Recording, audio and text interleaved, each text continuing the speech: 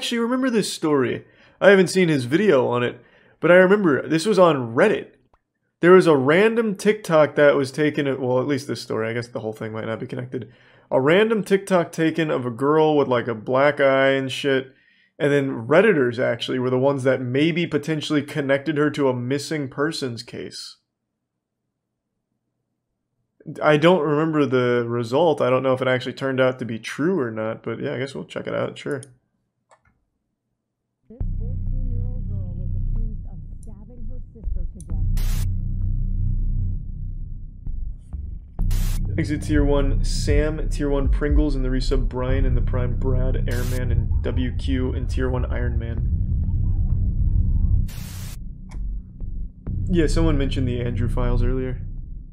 Hey guys, welcome back to another video. Today we're going to be talking about the darkest TikTok iceberg. Now this is a sequel to my darkest YouTube iceberg, but this video is a lot more gruesome. Reason being, because in the YouTube iceberg, we talked about just creepy videos on the website. Now for this TikTok iceberg, we're going to talk about real world events. In case you guys don't know how an iceberg works, which you should by now, honestly, it's a list that starts at the tip and ends up going all the way down to the dark abyss. As we go down, we begin covering topics that not the general audience knows about, but we're actually switching it up for this video. We're not doing it from most known to least known. We're doing it from most tame to most gruesome. This video gets really dark, and it sounds so ironic because it's TikTok, but you guys would no, TikTok's a fucked platform. Also, I made this list. Here is the list. If anyone else wants to make a video on it, just make sure to credit me, and you can add on, remove, I don't care, but I made this list because this didn't really exist before. I hope you guys watched the whole thing. By the way, make sure to follow me on Instagram and subscribe to the channel if you are not already. Actually, don't subscribe yet. I'll earn your subscription by the end of this video. Hey. Yeah, without further ado, let's head on to the iceberg. The tip of the iceberg. Botting accounts. Like most social media, TikTok has underwhelming. Users that want followers can easily look Everyone up knows TikTok's TikTok botted the fuck. Google and be met instantly with millions of results. Most being shady websites. I saw some wild stories on that iceberg though. Not only can you buy followers, but you can buy views, likes, and even comments. I don't know how lame you have to be to do that stuff. Hey, fun fact. That's how Travis Scott started. Travis Scott bought all of his followers on SoundCloud when he started. His manager came out and said that Travis Scott, paid him to set up a bot farm for his SoundCloud engagements, and then he was able to pitch that manufactured success to a record label. So yeah, that shit really works. Jail talk is a term used for inmates which have their cellular devices with them and make TikToks. These videos are for the most part innocent and wholesome, with the comment section usually joking about how they can escape. They're not hurting anybody, but there is a reason why they are in jail in the first place, which is why they are on this list at the tip of the iceberg. Fetishization of murderers. TikTok is a place for anyone with any interest. That was big on Tumblr. Some people are interested in murderers. I mean, my whole channel is dedicated to morbid topics. But some people, mainly young teens, push the boundary a little when they begin romanticizing these murderers. Take Cameron Herron, for example. In April of this year, this 21-year-old man was sentenced to a total of 24 years in prison for killing a 24-year-old mom and her baby during an illegal street race. Yet people on TikTok were begging for his freedom because he is quote-unquote cute. With dedicated fan edits, comments like, chances should be given and he deserves it, and he is innocent, please let him go, or justice for him. They still exist. I see them on Twitter all the time. These comments have no real sense of murder and have no idea how this affects the family. Hey Emily, just because you sat through the entirety of true crime on Netflix doesn't mean you have a special connection with murderers. It's not only male murderers that are simped for, though. There's also the case of Isabella Guzman, who in 2013 was the age 18 and stabbed her mother 151 times, killing her. TikTok teens began requesting for her freedom because 1, they just thought she was cool, and 2, people said that the only reason she killed her mom was due to being abused, though that was never proven, so people were just going off word of mouth. Fetishization of school shooters. Just like young teens simp for murderers, they also simp for school shooters. Most notably, Devin Erickson, which we actually talked about on this channel back in March. Who the fuck is that? That's exactly what you'd expect. Fan edits, comments saying he's hot, and I wouldn't doubt some asking for his freedom. Speaking of romanticizing school shooters, I remember FTP made a couple shirts referencing who the fuck was that? I've never heard of that guy. He was a school shooter? Dude straight up had like cotton candy hair. I guess it's good that I have no idea that dude's name. But yeah, no, I had no clue. I've never seen that guy before in my fucking life. Columbine school shooters, Eric and Dylan, and in one shirt, there's a print of both of them after they committed. I don't know who started this trend of thinking school shooters are people you should idolize, because they're not. They're shit humans that took away lives of innocent people. Yep. Hey guys, I just want to take a few moments out of this video to talk about today's sponsor, Atlas VPN. They actually sponsored the last Iceberg video. Nice. Buying rare usernames. Rare usernames are exactly that. Usernames that are 3 to 4 letters each, or usernames that are a single word or name. Twitter and Instagram also have these communities which sell and buy rare usernames. These purchases take place outside of the app on forums and sell for upwards of $4,500. Usually these purchases are made using cryptocurrency, but at the end of the day, it is up for the people within the deal to decide. Fake TikTok login sites. I haven't heard of that one, This is a scam that aims to steal your account by collecting your username and password. Scammers do this by sending you a fake login site that looks just like the real TikTok website, except the only difference is the URL. The URL should be tiktok.com, but instead is something like tiktoklogin.site. Once putting your information in, you'll be met with a fake 404 error screen. The surface. Faking disabilities. There was an instance this was big, this girl still on TikTok big. did some detective work and found out that the account at Adopted and Disabled Child was actually a guy pretending to be disabled. For what? I'm assuming for clout and then collecting donations afterwards. All credit to her because she actually found out that the quote-unquote disabled man in the video is a soccer player for a Norwegian football team. What goes on through your head to say, you know what? I should fake a disability today and post it on TikTok. Eventually, your friends and family will find out, and if not, then a random girl on TikTok will. Lopez brothers. Okay, I honestly don't want to waste my breath on these fucking idiots, so I'm gonna make this one really quick. Yes, they are both guilty of soliciting minors. Yes, there is proof. She's 14. And you are how old? Who the fuck are they? I've never heard of them. 23. Yeah. You know what can happen to you? I do. You can end up in jail. I do realize that. Man, that video didn't really pop off. Let me take a peek. I bet they're doing just fine on TikTok.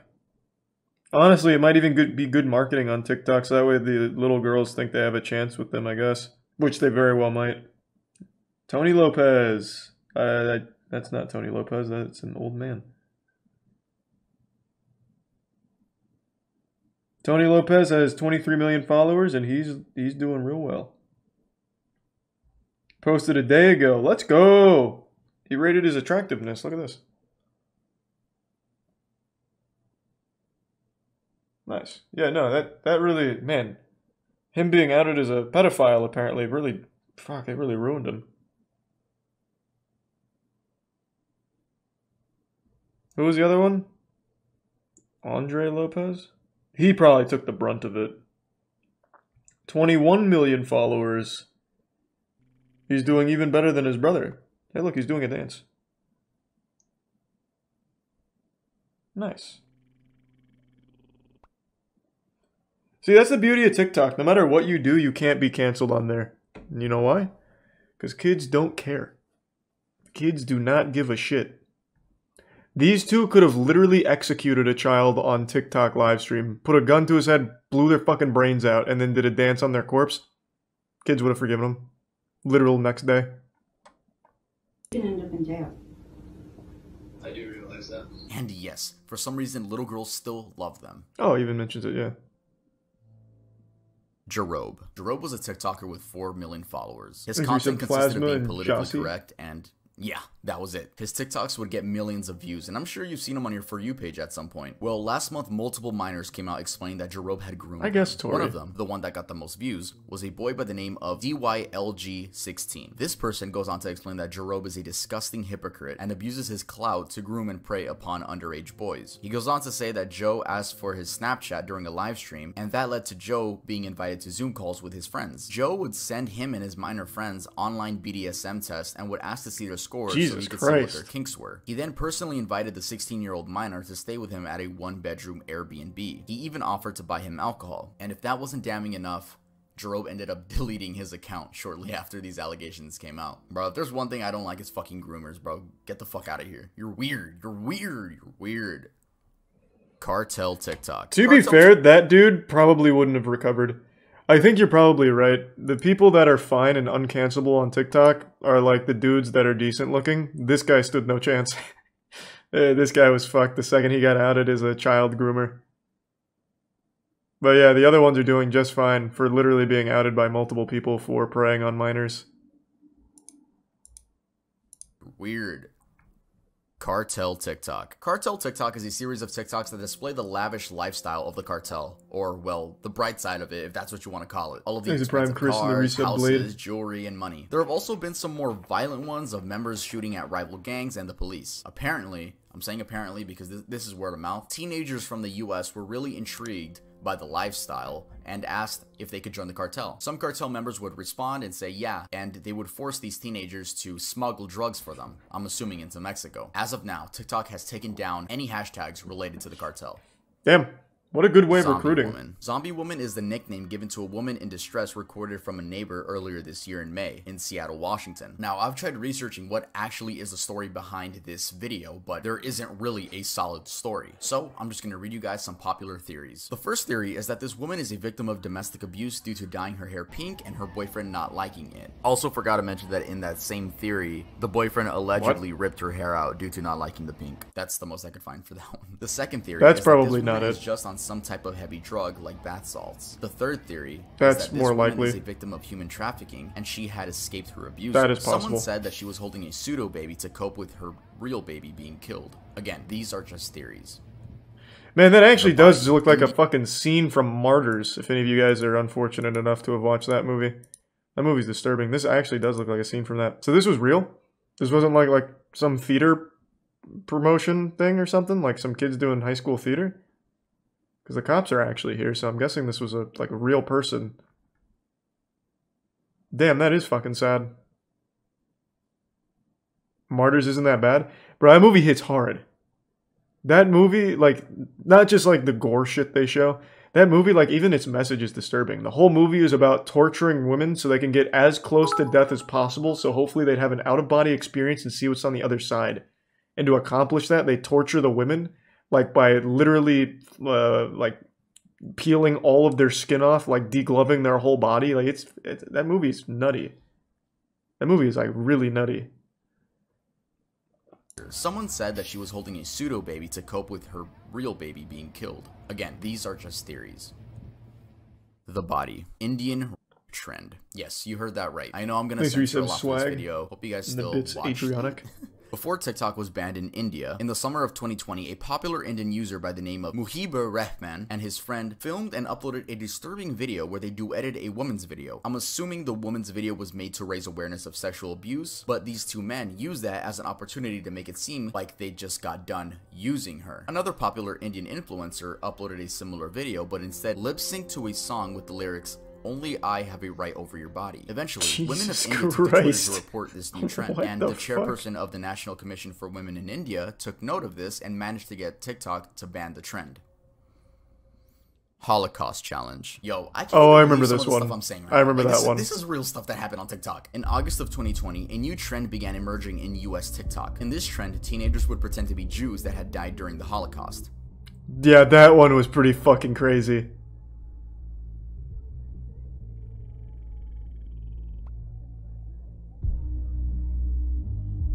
Diane Saltzman, the director. One thing I always found pretty interesting about this is what is the thought process here?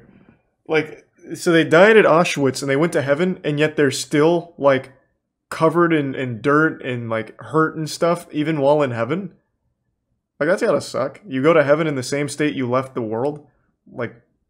If you get hit by a fucking train or something, you just go to heaven in pieces. That'd be terrible. What a horrible entrance. Diane Saltzman, the director of Survivor Affairs at the U.S. Holocaust Museum, told Insider, "Imitating Holocaust experiences dishonors the memory of victims, is offensive to survivors, and trivializes the history." I don't know how fucking stupid you have to be to do this shit, bro. That's just weird and disrespectful. Fucking weirdo. I like that I could shit on these people and there's no backlash because they all do stupid shit. Give me more ideas for Iceberg Part 2 for TikTok so I can shit on more people. Ronnie McNutt video. This one, I remember this one too. TikToks would be posted onto the app. Fuck, this one was heavy. Until the TikTok would then cut to a clip of a man shooting himself in the head with a rifle. Well, he actually shoots himself in the face, not Well, like we're like right here. I'm sure you guys have probably seen the video. These TikToks were disguised as your Yeah, that average one was dancing wild. videos, That was a memes, fucked up K-pop trend. fan cams, and everything else, but were meant to traumatize kids on the app. In case you're wondering exactly who started making these videos, there is no lead, but I'm sure we can all assume it was some edgy teen who just wanted to make some kids' days that much worse. The man in the video is Ronnie McNutt, age 33. A friend of his named John Steen, who was a live viewer of the stream, confirmed that the rumor of Ronnie doing this, quote, because his girlfriend broke up with him, is entirely false. He explains that Ronnie did this due to suffering from PTSD and depression. Oh, yeah, that one was super TikTok sad. beheading video. In the summer of That this one was year, really a fucking video sad. began Thanks for your circulating Pablo. on TikTok that showed a little girl dancing and then cut to a video of someone getting beheaded. We're assuming it's the Mexican cartel because they are speaking Spanish in the video. Everyone assumed this person in the video to be her. Well, spoiler alert, it's not. They're two different people. It's just a random girl and it cuts to a Mexican cartel video. Like the Ronnie McNutt video, this spread like wildfire. I'm sure people would just post the video itself or like cut the clip into a normal TikTok and trick people into thinking they're watching a normal TikTok, and then it cuts to that clip. Anyway, like I was saying, the girl dancing and the person in the other video are not the same person. That person is a man by the name of Rodolfo Bellucci, which coincidentally has the same body type as the girl. If you're wondering how a tween girl and a grown man were mistaken to be the same person, well, almost all gore videos seem like they're filmed on a fucking Chromebook, so the best you'll get is 360p. Abyss, Cassie Compton. In January of 2021, this one I remember from video Reddit. Posted on TikTok went viral due to showing a woman sitting in the backseat of a car with a black man sitting next to her. She had two black eyes and was slumped over staring at the camera, almost silently pleading for help. People compared this woman to Cassie Compton, a 15-year-old who disappeared from her home in Stuttgart, Arkansas on September 14th of 2014. Though, these were later found out to be two completely different people, and oh, it wasn't the right? video was confirmed by family to be Haley Grace Phillips. She had been reported missing by a family member who saw the video. It was right, though. On her own account, had just left home due to a falling out with her father. So, you know, she didn't think she was missing. She just, like, left home. She went on to host a few Instagram live streams where in the first one she says, "I don't know who this Cassie bitch is," which already gave her a negative look. And when asked about the black eyes, she explains that she had been jumped and robbed by two women when leaving the store, and the men in the car were friends of hers helping her track down the attackers. Many were still skeptical to if she was telling the truth or if her abusers were telling her. So Reddit was almost right, Though we have no idea what the actual truth is because she disabled her account and never gave the public any more details. Austin 13. Austin Morosky was a TikToker with many followers who was accused of raping his 5-year-old sister. Yup, you heard that right. So basically, there is no hard evidence that I could find to this case. It's all just word of mouth from people that went to high school with him. So the story goes that he allegedly raped his little sister of 5 years old when he was 9, and then was sent off to a juvenile detention center during high school. Yes, during high school, which is already weird as part of the story because to enter juvie, there's not like an age limit. You could be 6 and be in juvie, so theoretically he should have gone to juvie right when he did it, not during high school. Or maybe the story is that the information got leaked while he was in high school. But again, this is all word of mouth. Anyway, people on TikTok started rushing to spread awareness about this guy. He eventually ended up releasing an apology. Hey everybody, my name's Austin Morosky, and the reason I'm making this TikTok is to educate my followers, friends, and family. Regardless of the lack of knowledge, this... He's reading it like a report. I, as a TikToker and a man, will continue to make my fans happy and entertained. I just want my true supporters to know that if you happen to get in the same scenario like myself, don't beat yourself up. Let this be a lesson to my followers and whoever's watching that words will and can affect someone's life along with the cyberbullying. Which, by the way, is one of the worst apology videos I've seen. What? It's right up there with James Charles and David Dobrik. You'd expect them to be like, "No, I did not rape my sister," or "Yes, guys, I did." Holy but shit. He just dodges the question. He acknowledges nothing. He tells his supporters that words can affect you and to keep your head up during hard times. He victimizes himself. I'm assuming this is why people think he's 100% guilty. Though we'll never really know because those juvenile records aren't available to the public since they're minors. What Lady the fuck? Cat Killer. Wait, what the fuck? That was actually like his response? I imagine he's doing just fine on TikTok. He probably didn't even need to do that for his TikTok followers. They don't give a fuck. What was his name? Austin 13?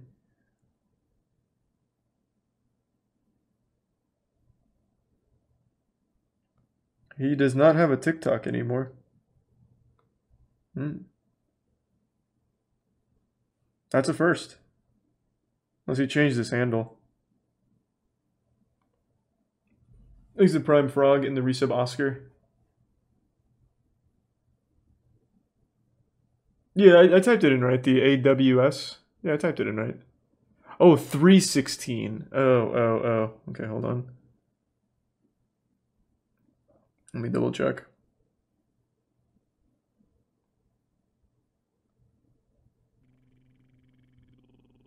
No, still not. And it was Austin 13. Man, fuck you guys making me think I was wrong. Thanks for resub, Avy. Yeah, it looks like you got banned. In 2020, there was a person that would go on Omegle with the tag furry Stone Cold. Oh, you son of a bitch. Skinned and burned cats, I see. skulls, and other things of that nature. Even though this happened on Omegle, the quote-unquote lady would post on TikTok, which is why it's on this iceberg. If you were on TikTok at the time, you might remember the amount of people that were talking about this. Shout out to the Netflix documentary, Don't Fuck With Cats. I love that. I love that film. That was cool. It was never proven or not as to if she was the person on TikTok, considering many accounts were made due to getting banned. But whoever was on the account seemed to be trying to pull off the "you'll never catch me" scheme, which no, it was 2020, your ass is gonna get caught. And actually, law enforcement did get involved, and it is most likely that this person was tracked down and charged. Though we'll never have any confirmation because we don't know the cat killer's name, which means we can't look it up on public records. I vaguely remember that. I didn't see the documentary, One of the though. most recent situations from this entire iceberg is the case of Bethany Martin and her minor friend. On July 28th in San Antonio, Texas, this girl and her friend saw someone hanging from the railing of a drainage ditch. The 25-year-old man had just committed suicide, and instead of calling the police, well, one of the teens filmed the other one stealing his necklace. Yes, removing it from his lifeless body. To make matters even worse, they filmed it and posted it on Snapchat. Full-blown Logan I have Paul. no idea how stupid you have to be to film yourself committing a crime. I mean, because if you think about it, they could have gotten away with it, and I'm not condoning them getting away with it. But seriously, how stupid, like, just don't film Holy it. Again, shit. I'm not condoning what they did. Good that they got caught. I'm glad they were idiots and filmed it. But like, bro, y'all are stupid. When asked by the police why she stole the necklace, she says that it matched her fashion style. Honestly, I didn't expect any better That's a reasoning good from point, this girl. actually. The police returned the jewelry to the family. Bethany was arrested and charged with theft of a corpse. Her bond was set to $2,000, and she has since been released from jail. The minor was also charged with the same thing. Thanks to Prime Reginald. How are they doing on TikTok? What was her name? What was it? Bethany what? Yeah, I'm sure if I type in how many people are actually fucking named Bethany in 2022, I'm sure it'll come up. Let's see. Is it Bethany Martin? Bethany what? Bethany 3160. I'm not falling for it twice.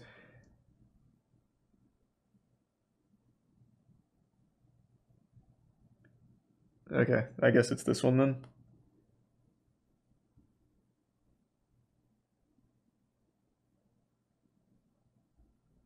No, it looks like she has also been banned. Man, maybe TikTok actually does sometimes take action. Then why not for the other, like, predators? Yeah, it looks like she is also off. Her name was Bethany Martin. Unless she's just not popping up when I search her. No, she's also gone. Thanks for the 5 gift subs, G-Chill. Thank you for that, man. Thanks for the Prime Inzo and the gift sub Sakurai. Abyss. Zachary Lathan. Her account still exists, it's at 50K. The TikToker who killed his neighbor for clout. Thanks for Zachary some Lathan did just that, though whether he did it for clout or not is unknown. Here is a rundown of the story. Zachary had been having problems with his neighbors due to driving recklessly in the neighborhood. At one point, he films a woman that's part of the family and calls her a Karen repeatedly. He then allegedly swerved his car into their son's bike while he's biking. Eventually, the family's son and father confront Zach by going to his house, and meanwhile, Zach's wife is recording everything. Yeah, the dude had a wife at the age of 18. Anyway, Zach ends up going ape mode and stabs William in the armpit, puncturing his lung, killing him. People say this was an attempt to gain TikTok clout since the wife was recording, but I personally think it's just a man with mental and anger issues not knowing limits. Also, the argument that he did it for clout is odd considering the dude he killed came up on his property first. You would think that he would go to the neighbor's house, kill him over there. But no, the people came up to his side, and I'm not defending again, that kid's a fucking idiot. But yeah, rest in peace to that man. Rest in peace. Joseph Jimenez. I'm assuming Another that recent TikTok event from guy's this in list jail is now. this Joseph Jimenez movie theater shooting. This happened last month in California. Anthony Barajas, a 19-year-old TikToker with about 1 million followers, and his friend Riley Goodrich went out to watch The Forever Purge, where they were shot and killed by a 20-year-old man by the name of Joseph Dumbass Jimenez. A reporter actually conducted an interview with this person, so I'll give you guys some takeaways from that. The movie theater was mostly empty. There were only a total of 6 people, 3 of those being Riley, Jimenez, and Anthony. The other 3 were Jimenez's friends. Halfway during the movie, Jimenez went to go get something from his car, and he told his friends that he came back with a gun. In the article, it says that his friends left to the parking lot. I guess they were just like weird. They were just fucking scared. They went to the parking lot. Then they see Jimenez running to his car, getting in, and speeding off. The bodies of the 2 teens weren't found up until the cleaning crew came up, which is odd. Like, no one heard a gunshot, like 2 gunshots in the movie theater. Anyway, I mean, it could have just sounded like the movie. Execution style. So Jimenez went behind their seats, aimed his gun at the back of Anthony's head, and shot and killed him. When he killed Anthony, Riley reacted horrified, and then he shot her in the head as well. Riley died at the scene, and Anthony was on life support for a couple of days until eventually dying. When explaining why he did it, he says that voices were telling him that by killing both of those 2 teenagers, he would be saving the world. Fuck, maybe, Jesus Christ, maybe that Reddit commenter really was real then. Fuck me, oh my god. What? Jesus Christ. Yeah, going out in public's scary, man.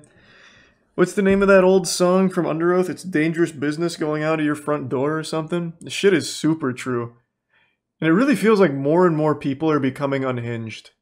I don't know what it is, but it just really feels like more often now than when I was growing up, people are becoming significantly more on edge and dangerous. Thanks to the tier 1 Dat Boy and the resub up down. It might just be like more access to information, but goddamn, this fucking scary.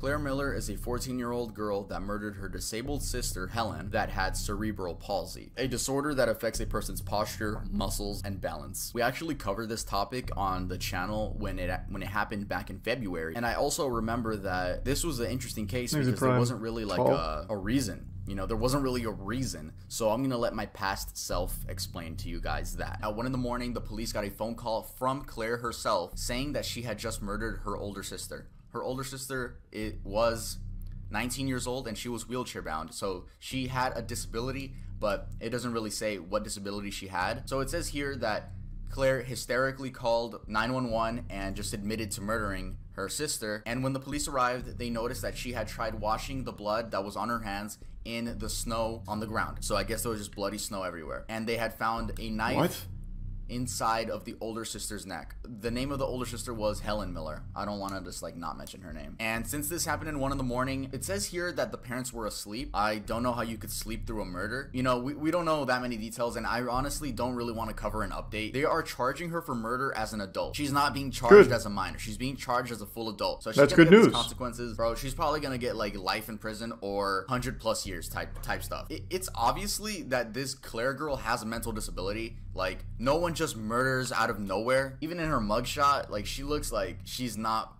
fully there. Okay, cool. Let's head on to the next topic.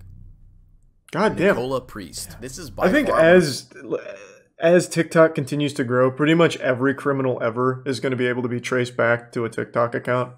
So literally every criminal from this point forward, I imagine, will be able to watch TikTok videos of them doing the Doja Cat dance or some shit at some point. Because it's just everyone has one now. So literally every single murderer is also going to be a TikToker by extension. That's a pretty wild future. one of the worst things I'm gonna talk about on the channel. So this woman from the UK named Nicola Priest would post TikToks mourning her dead daughter. Her daughter seemed to be like about 2, and I'm sure when people saw this on their For You page, they would, you know, leave loving comments like, "Oh no, you're strong, you're gonna be strong." Come to find out, this woman actually murdered her own kid and then went on TikTok post mourning her own daughter. People found this out because you can actually search her up on public records, and it says there that she murdered her kid. She only got 15 years in prison, which is so fucking weird. Why? So yeah, when that information came out, it flipped the story on its head. Now people see this woman as a demon because that's what she is. And if you go back and watch some of the videos, her account is still up, by the way. If you go back and watch some of the videos, it's so fucking creepy seeing Like, just no. Why? Why is her account still up? Acting like she didn't fucking kill her own daughter. What? What was her name? Nicola Priest.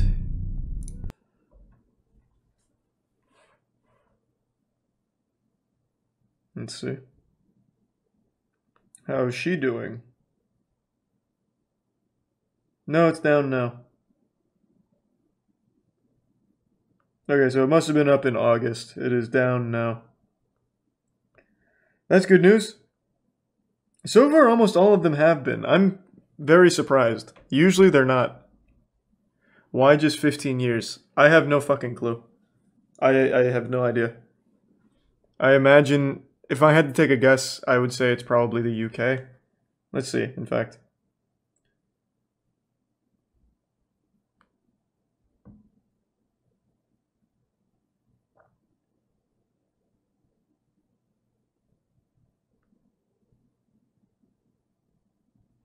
Mom who killed 3-year-old for interrupting her having sex posts... what? Posts apology to her parents. And yes, she was from Solihull, England.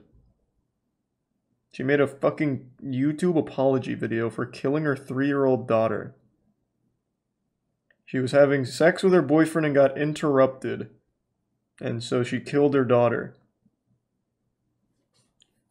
What was the thought process? It's not like she was going to go back to getting laid after committing a murder in front of the boyfriend.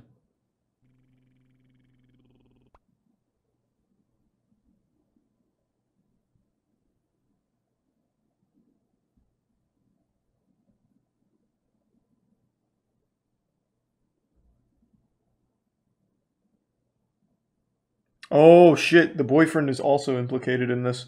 The vomiting was the result of the severe beating you were both responsible for inflicting on her. No doubt you irritated by her crying, asking to be let out. It interrupted the two of you when you wanted to have sex. You lost your temper and you were joint participants in the assault. Holy shit. And they got 15 years. It's a fucking joke, man. That's a fucking joke. Thanks for resub, Justinian.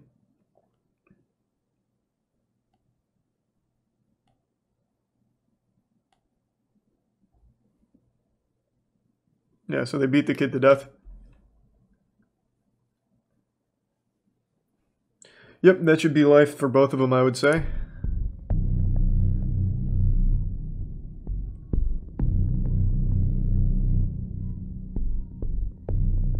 And what's even wilder, she used it for clout on TikTok. On TikTok, whether it be creeps paying little girls to message them, or little girls going out of their way to show off their queefing skills.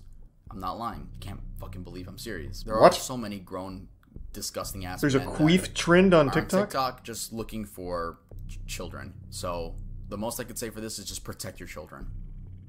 All right, yeah, that was the Iceberg. That was a lot of shit. Let me know if you guys want a part 2. If you guys want a part 2, you guys are gonna have to let me know a lot more information. Let me know what I missed. Maybe there's some crazy topics that I missed, but let me know what you guys want to see. There's a shart trend as well. Now that just sounds like good fun. No one's getting hurt in a shart.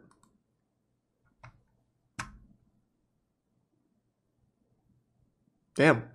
Yeah, that was a lot of shit I'd never even heard of. Thanks to the Prime Chicken Lay. Watch part 2. Maybe a different day. Let's save it. And there's a part 3. Jesus Christ. We'll save them. Give us something to plan for next one. Hey guys, welcome back to another video. Today we're going to be talking about the darkest TikTok Iceberg part 2. My most requested video ever on my channel. The last one completely blew up with 800,000 views. So thank you guys so much, because the last time I made the Iceberg, we were at 85,000. Now we're closing in on 150,000 subscribers. So if you like my personality by the end of this video, make sure to subscribe, and maybe you could watch the 100,000 celebration, hopefully, because the goal for that one is 50,000 views and 10,000 likes. Anyway, I'm not going to explain how an iceberg works, because this is part 2. Also want to mention that just like last time, this list is not going to be from most known to least known. It is going to be from most tame to most gruesome. Should credit me. A lot of people have been reacting to my old video and they don't credit me in the description. Only one channel did that, so please, if you're going to react to this, credit me. Also, I want to let you guys know I'm not only an Iceberg channel. I know a bunch of you found me through that part 1, but I am not an Iceberg channel. I love making Alex videos, Bales? basically. So yeah, if you like that, make sure to SpongeBob subscribe. theories. But, you know, I make whatever I want. So if you guys like my personality, make sure to hit that subscribe button. And yeah, let's get started with the Iceberg part 2. The tip. Faking disabilities part 2. Last we time already we know talked this about one. faking disabilities, we spoke about this man that was just pretending to be disabled in general. There was no specific disorder that he was faking. It was He's just, you know, he didn't even Alvarado. explain it. That's how bad it was. But you guys were telling me in the comments that a lot of people fake Tourette syndrome and multiple personality disorder, aka DID. I always knew about these, but the reason I didn't include it in the original video is because I didn't want to call anyone out in case I called out the wrong person, and let's just say that person actually does have Tourette. He's a I prime would look Jesus. like a horrible person. But luckily, someone was called out, and they were called out because they were faking Tourette's and they were caught. A user by the name of @TixandRoses was caught faking Tourette's. So this person would make TikToks showing their daily struggles dealing with this disorder. Though when they had a tic attack, this person was smiling throughout the experience. If you know anyone that has had a tic attack, you know that it's a painful and irritating experience, not something that you smile about and get giddy about. Anyway, this person was found out to be faking this because 1, people Didn't you with cover real this? Tourette's were Yeah, calling but them even out, this got and 2, controversial. they had a second account focused on crystals, energy, and I astronomy. privated the video because where, I didn't know what to surprise, believe they had anymore. no tics at all throughout these TikToks and the live streams on that TikTok account. Eventually, their sister posted on Reddit explaining that they had never shown any signs of tics as children. She goes on to explain that they want nothing to do with the family anymore, but they are mentally ill. Now, in the case of multiple personality disorder, aka dissociative identity disorder, there are a bunch of posts on the subreddit called Their r/fake sister retracted the cringe, statement, where a bunch of users are being called out. However, I'm not going to be calling out any specific users for the multiple personality disorder because I simply don't want to. But what I will say is, if there are people faking Tourette's, I'm sure there are a bunch of other people faking all kinds of disorders on TikTok. Cryptic translations. In late 2020, early 2021, users found out that typing re into the comment section and then clicking translate would lead to creepy messages such as, "It's crying, it's weeping." Cry. What is the meaning of the word? Lame. It cries out behind you.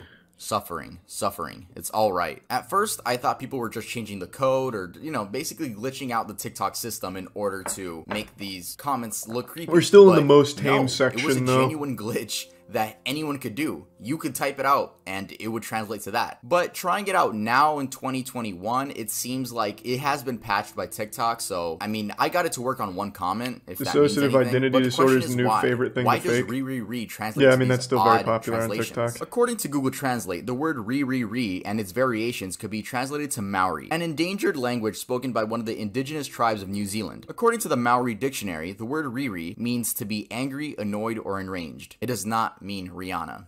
The word ear, on the other hand, is detected as Shona, or I'm not going to pronounce that. I'm going to butcher that. One of the native languages of Zimbabwe and South Africa. So at the end of the day, it seems like TikTok was going off the Maori definition of re, but it would like glitch out because it interferes with the other languages, leading to some very messed up translations. Confused_me2. Confused_me2 is a TikTok account that one of you guys said I should include. So while editing this video, the account actually got taken down. But I think I described it with enough details for you guys to understand what's going on. So I'm just going to put some stock images as I talk about the account. Also, I really want this in the Iceberg because I want to let you guys know to not believe everything you see on TikTok. The account only has 2 posts, and one of them shows someone squirming around in a garbage bag, and the other shows a river. The song playing in the background is I Feel Fantastic by Tara the Singing Android, a video we covered on the Darkest YouTube Iceberg. Anyway, the watermark says the video belongs to Devin KB816, but it seems that account has been deleted. I do think this is fake because, I mean, come on, it just looks so staged. It's like some teenagers just wanted to prank the TikTok community. And also, if you it's very easy to do that. First of all, you wouldn't upload this. Second, if that person in the bag shouldn't have their feet out because then you can see their skin color. Now you can tell that they're a light-skinned person. All the community in that area would have to do is see who's been missing recently that can match that skin color and, you know, probably trace it back. And that was just me thinking about that. Imagine what detectives would be able to do. So yeah, I wanted to include this on this list on the tip because, guys, don't believe everything you see on TikTok. And imagine, like, I'm still gonna believe everything.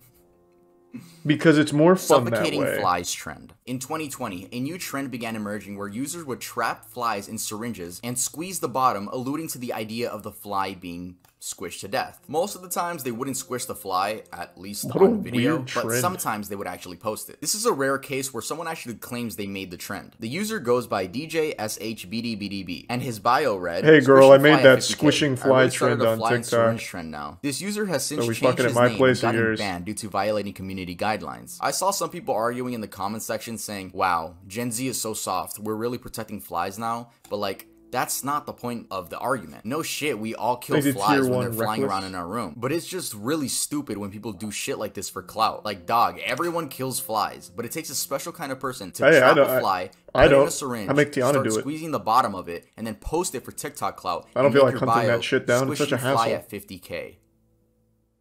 The surface. Skinwalker dog. Before I get into this, let's go over the definition of skinwalker. In Navajo culture, a skinwalker is a type of harmful witch who has the ability to turn into, possess, or disguise themselves as an animal. One day, a woman posted a TikTok of her dog opening the door from inside the bathroom. She screams, "Oh my god," as the dog looks at her and closes the door again. The comments were full of people telling her that her dog was a skinwalker. Look, if the doorknob was Yes. From Upper Kuzuki. Yes, of course. The only man qualified to diagnose your dog with a possession. I have no doubt, too, that this kid truly believed it. They're like, oh my lord. That's our real possession. Just like in Demon Slayer. Skinwalker. Look, if the doorknob was spherical, then yeah, I would be creeped out too. But the owners then showed that the doorknob was one of those lever type doorknobs. So, you know, my that's dog how opens the dog doors. opened the door. There is a whole community on TikTok dedicated to finding skinwalkers, but let's be honest, most of them are fake or just misunderstood. Bolivia College Incident. The Bolivia College Incident is another one of those situations where users would just upload these shock videos onto TikTok until they get taken down, because that's how a lot of you guys told me you guys found this video. Anyway, this clip showed a bunch of college students on the 4th floor all cluttered up together. Eventually, the railing breaks and students begin falling to their deaths. It's so scary seeing this one girl about to fall Holy to her shit, death, what? but is pulled up by a colleague. Usually I know about these shock videos that go around. I've but never I heard had of that. no idea that this even happened. So thank you guys for informing me. Also, to the people posting this to get clout or likes or just Wait, what shock the value. fuck? When did that happen? I've never heard of that in my life.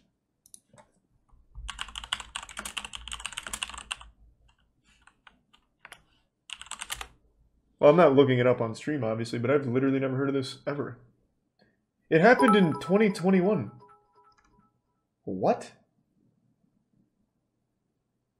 Damn, what overshadowed this? Like, did Dream stream during this day or something? How is this not trending on Twitter? How far up were they? 4th floor, it says right here. It was all over Reddit. Damn, what the fuck was I doing in March of 2021? I never heard of that at all.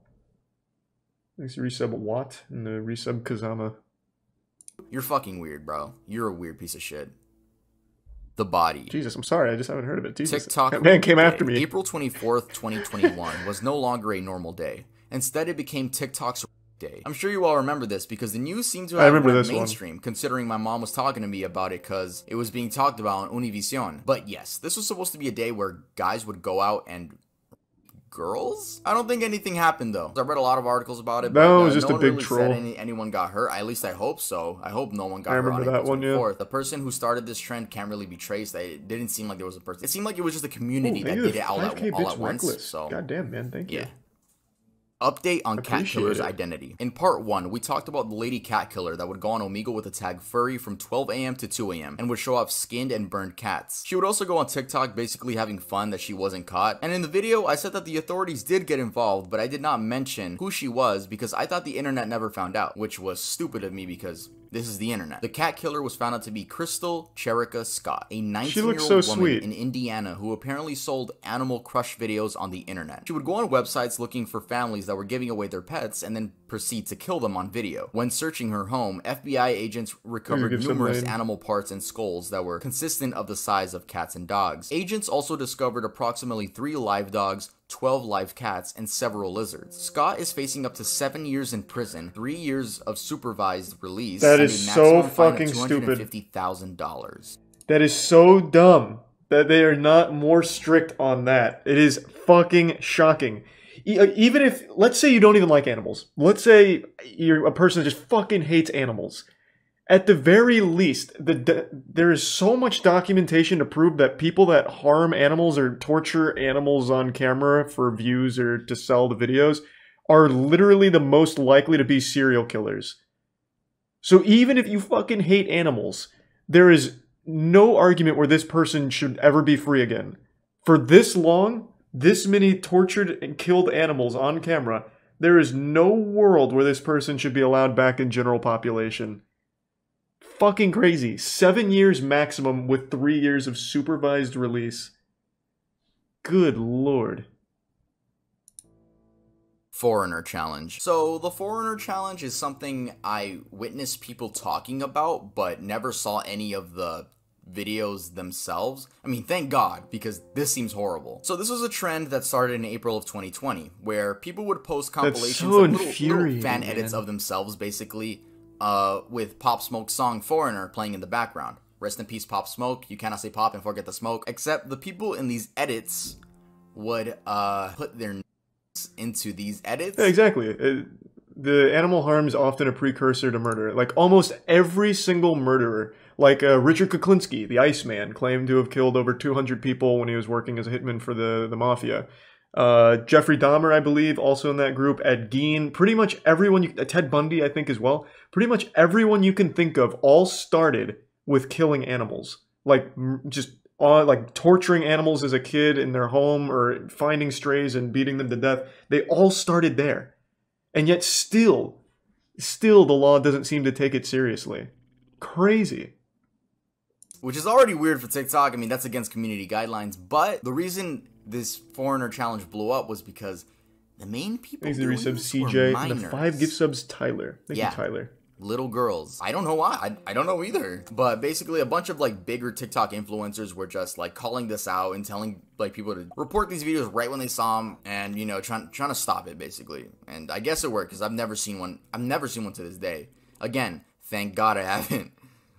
Well, yeah, you'd be in jail if you did. Suitcase murders. In the summer of 2020, I remember this teenagers were using an app called Randonautica. This app provides you with totally random coordinates within a set radius. You can then choose if you'd like to adventure to that point. Honestly, it seems like a fun app. I might even download it after this video. No, this is not a sponsor. But in this case, these teens were led to some rocks on the beach. While there, they discovered a suitcase that they said smelled horrible. After recording some of it, they called the police, and authorities later discovered that there were human remains inside of that suitcase. This one was real. The Yeah, I man remember was this. 27-year-old Austin Winter, who was killed by a gunshot wound. Police also connected this to another body they had found a month before near the same location, and that body belonged to 35-year-old Jessica Lewis, who was his girlfriend and died from multiple gunshot wounds. The killer hasn't been found to this day. Also, the family's GoFundMe is linked down in the description in case anyone wants to visit it and donate. Thanks to resub Kazbot. TikTok Bangladesh human trafficking. In June of this year, Bangladeshis were shocked when they saw a video circulating on WhatsApp. The video showed an almost 4-minute clip of a woman being gang and tortured by 4 men and 1 woman. Authorities got involved and were able to save this woman, which was a victim of human trafficking. The reason this is on the iceberg is because a popular TikTok influencer who went by the name of Babo not only and trafficked the women in the video, but also would use his social media clout to lure 50 other women into a cross-border human trafficking ring between Bangladesh and India. Traffickers use TikTok and Facebook groups to find women in Bangladesh. They were lured to India under the false premise of either shooting videos or finding employment. Man, that's sick. Imagine like a struggling woman in Bangladesh looking for a job, looking for employment, just to be lured into one of these. No, I don't think I've ever heard that one, Goblin. In May of this year, an account on TikTok began gaining traction called Puberty Helper 101. The goal of this page was to help little girls go through puberty and deal with the changes their bodies were going through. But eventually, people found out that the owner behind the account was a grown man. It was even more disturbing when the account posted this. Hey guys, I'm going to pick 3 of you randomly and DM you and give you my phone number to help you and talk you through anything you need. If any of you would find this helpful, write in the comments and maybe I'll pick you up. What the fuck? This TikTok account. Thanks, Austin Jones, I guess. TikTok community found out it existed. Who ran that account? EDP? Like, goddamn. In April of this year, a 12-year-old boy by the name of Joshua passed away due to attempting the quote-unquote blackout challenge. This challenge consisted of choking yourself until you I remember passed this out. one. Joshua's twin brother ended up finding him unconscious on the bathroom floor. This resulted in Joshua being brain dead and being on life support for 19 days until eventually passing away. Their GoFundMe is also linked down in the description. They're almost near their goal. Their goal is $200,000. Yeah, if you guys want to donate, then donate, but rest in peace to Joshua. Rest in peace. 1444 video. The 1444 video is another video that would circulate around Here's the TikTok, bits just like the username. Bonnie McNutt video Yeah, I and heard the it's out. Bolivia college incident. This 2019 video showed a teenage Russian boy sitting on his couch saying a quote and then shooting himself in the head with a semi-automatic rifle. The way this video got its name is unknown, but I'm sure someone just button mashed, you know, just 1444. But it was actually uploaded to YouTube with the name 1444 and was left up for 3 days. So YouTube just didn't take it down for 3 days straight. Anyway, the young man in the video went by Gleb, and I'm not gonna pronounce his last name, I'm gonna butcher that. And the story goes, and I quote, according to friends, the young man decided to commit after a quarrel with his girlfriend on the basis of jealousy. Against the backdrop of personal problems, this event became a I've never heard of fatal, this one. irrevocable moment, after which the young man decided on a desperate step. Beloved Gleb was a 17-year-old Muscovite Elsa Gumirova. Girl showed no interest in the last hours of the young man's life and didn't even go to the broadcast. She refuses to comment on what happened. Why would she go to I the think that's probably a broadcast, though? Like, translated that's- paragraph because the English That'd wasn't be that good. fucking on that. Please take this as a traumatizing. grain of salt because that was submitted by an anonymous user. He was live streaming this on VK, which is a social media in Russia. Before he commits, he says a quote, and that quote translates to, Nikita, if you tell my parents about this too quickly, I'll get you from beyond the grave. I know that you have their phone numbers. Anyway, how does the saying go? Neon Polka. Neon Polka is a reference to another Russian person that also committed. And that person actually laid on train tracks and was, I don't even know how I could say Holy that, but her shit. head came off on the train tracks, and her last post on social media said Neon Polka, and it became like a meme in Russia, I guess. So you say that before you commit. What a Yeah, to make fucking matters even worse, Gleb's awful mother had way to manually go remove out. the video from his account, so she had to sign in and delete it because I guess VK just He's a wasn't prime taking it austerity down. sub-zombie. I don't know why that reminded me of something. Do you guys remember the hot coil challenge? That was back with the Tide Pod eating shit. There was a dude who threw his arm onto like a hot coil on his stove for the hot coil challenge. Anyone know what ever happened to that guy? And then he just like burnt the shit out of his arm, like probably a permanent branding. And then he was about to do it again before his friends stopped him. It never caught on or anything. But I was just wondering, does anyone have a follow-up to that?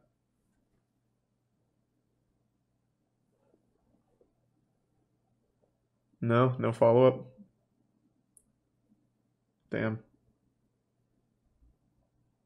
He's got nice scars. No, he's got stupid scars because it was literally just a hot coil. So his scar is just going to look like a pile of dog shit on his arm. It's not even like a cool scar or anything. Thanks to Tier 1. London resub zombie. I guess no one knows what happened to the guy. Chao Kiyome. Chao Kiyome was an Asian TikTok influencer with over 100,000 followers who was also a crane operator. She would make videos showing her daily life and made innocent videos. One day, while live streaming, she accidentally misstepped on the crane and fell 160 feet to her death. There is a video of this, but my it doesn't show God. anything because the phone's just like rapidly spinning in the air. Yeah, I mean, rest in peace to her. I don't know if this was one of those like shock videos where people would just post it on TikTok. I'm sure it was. If you guys are telling me in the comments, I mean, I'm sure people would post this too, which is so fucked up. Stillborn TikTok. Mothers coping with the loss of their unborn children isn't anything new. I guess it just comes to a shock to people when they see it on TikTok or any other form of social media. The loss of a feels child weird is to a do pain that. I never want to feel, let alone a child that you never got to I knew meet. about Most this one. women cope with I this know this loss one. by holding the child in their arms and pretending that they're alive, even if it's just for a few hours. Usually it's done right after the delivery. I guess. A lot of you guys were telling me about these mothers that go through these traumatic experiences, and I feel like you guys wanted me to really go in on it, but I'm not. It's just these women coping with a horrible scenario. If it's how they cope, then let them. And if you don't like it, then keep scrolling. Even in the case of this one woman everyone was attacking because she seemed quote-unquote happy in her videos. Now, I understand everyone on the internet. I know which have one an he's opinion talking on a about, woman I think. holding a dead child. And yeah, smiling while holding a dead body is something I'm sure none of us would expect to see. But I hope none of us have to go through what this woman had gone through. And not only her, but the millions of other women that deal with this that just don't post about it. If Kind of you weird see to any of post these it. It videos is. on your For You page, It absolutely don't is. It's fucking stupid. just keep scrolling. Again, it just feels like Sierra mom's trying Halseth to and Aaron make Guerrero. everything likes 16-year-old on Sierra TikTok. Halseth and 18-year-old Aaron Guerrero were dating for some time, but Sierra's father did not approve of their relationship. The reason for the unapproval is unknown. Perhaps it was the fact that he was 18 and she was 16. Anyway, these two teenagers ended up murdering Sierra's father due to him not approving of them being together. The creepy part is that they posted this TikTok acting like it was a normal thing to do. I don't know what to say. Welcome back to our YouTube channel. After murdering, day 3 after murdering somebody. Whoa! Whoa, what a way to start a vlog. The Hey, father had been hey, stabbed to whoa. death and his body was set Jesus. on fire. His body was found in his own garage. Cops say Sierra and Aaron then took off in her dad's car right after the event. They were arrested days later 400 miles away in Salt Lake City after apparently trying to dodge a train fare. The teens were also caught on camera buying these tools such as like bleach and other cleaning products like if they were gonna These are clean tier up the one. murder scene. The teens have been Vandara, charged with Marissa murder Casca. but haven't entered a plea. If convicted, Guerrero could face the death penalty. Because she is a minor, Sierra faces life in prison. Oh, that's good at least. CP/gore profile pictures. Again, you guys requested this, but this one's pretty self-explanatory. I'm happy I haven't seen any of these, but you know how There's a recent on Taka- TikTok with Taka there was like an Mitsuzuki. update a couple updates ago where you can now set your profile picture and you can also set like a video profile picture. So I think people were abusing the video profile picture thing, and whenever you would click on their account, it would play a clip of CP or gore, which is so like, bro, why? You're weird. Yeah, I'm assuming there was I don't Well, it's more than weird. that's It's gross. it's a even wanna fucking talk about crime. that anymore. Like, So yeah, it's a that's it for part 2 legitimate of crime. the darkest TikTok iceberg. I think we're done because it was even hard to come up with this list. If I earned your like and if I earned your subscription, please make sure to leave a like and subscribe to the channel. My next video is going to be a really nice video. It's not an iceberg. Like I said, I am not an iceberg channel, so don't we already get that did in your part head that 1. I'm an iceberg channel. I talk about anything I want. And Nice. I only knew a couple of those. I knew more from this one than that one, actually. Yeah, we might as well just finish it, I guess. I can't imagine there's too much more that he hasn't covered, because he's doing really broad topics instead of, like, specific instances, or at least in this that he did. So yeah, we can finish it. hello guys, welcome to the darkest TikTok iceberg give some part Vandara. 3, the final tier. I do want to start by explaining how this video is going to work, because it is a little bit different from the first 2 parts. So first, I want to start off by saying I'm not an iceberg channel.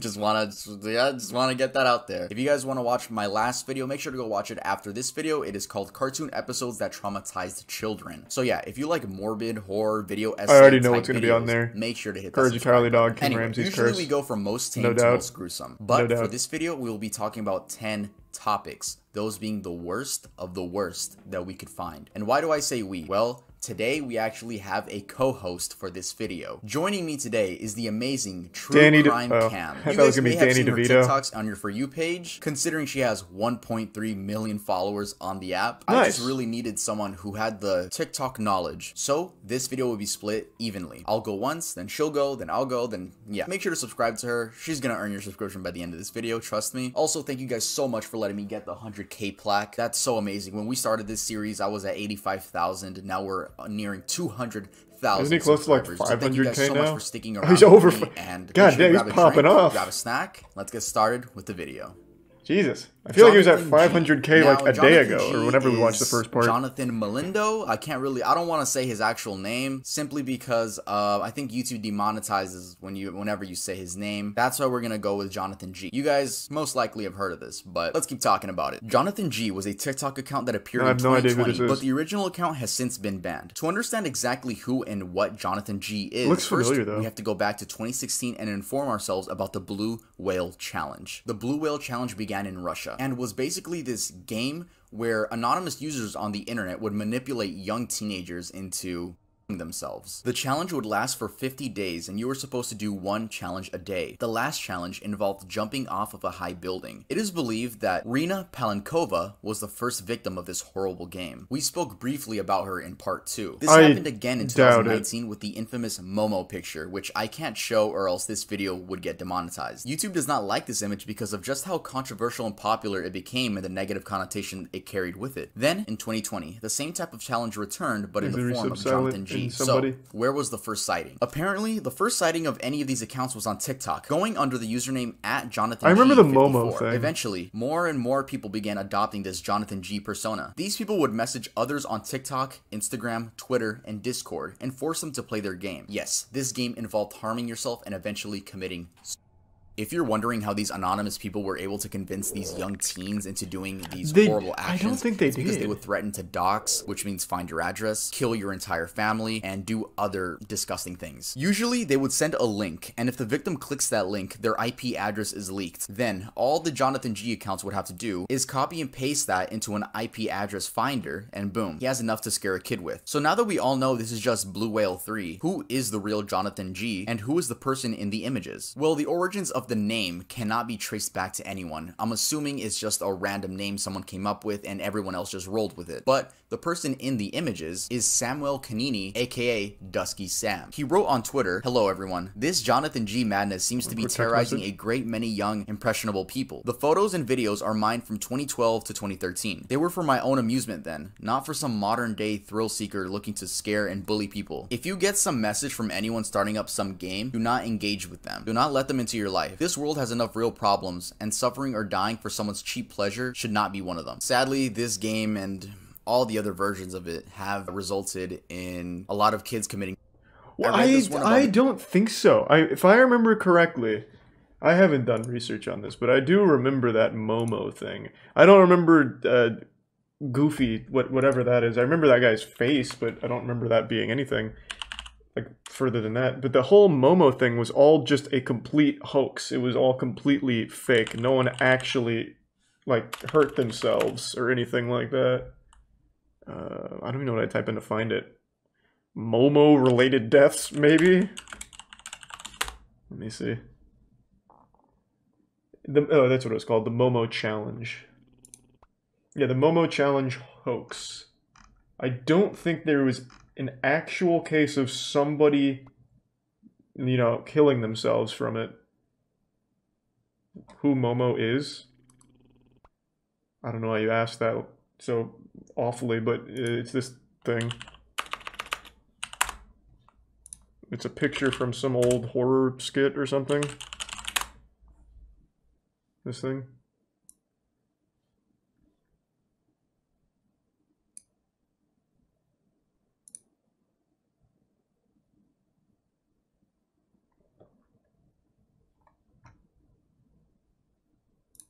Yeah, I'm pretty sure no one ever actually hurt themselves. It was just people making it up, and then places like Mirror ran with it. So like, here's Mirror's headline: Momo Challenge victims revealed, kids as young as 12 killed by twisted craze. But I don't think any of it was ever actually real.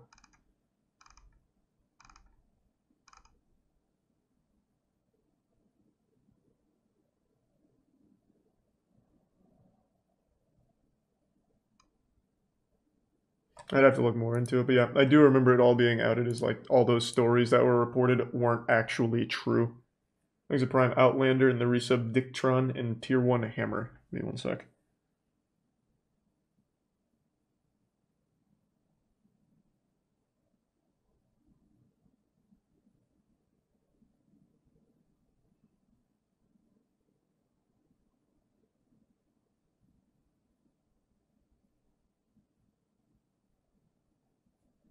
Okay. This 11-year-old boy in Italy, and he left a note on his tablet, like his final message, and that— Okay, people keep saying blue whale. I don't even know what that is. That is foreign to me. I know blue waffle. I've never heard of blue whale before, so I don't even know what to look up here. Blue whale death? Well, I just got videos of blue whales dying. Okay, so probably not. What do I look up? Blue whale challenge?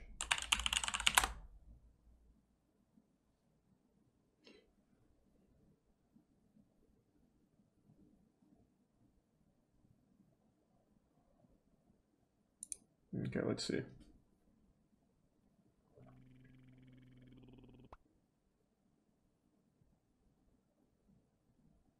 It was a Russian thing?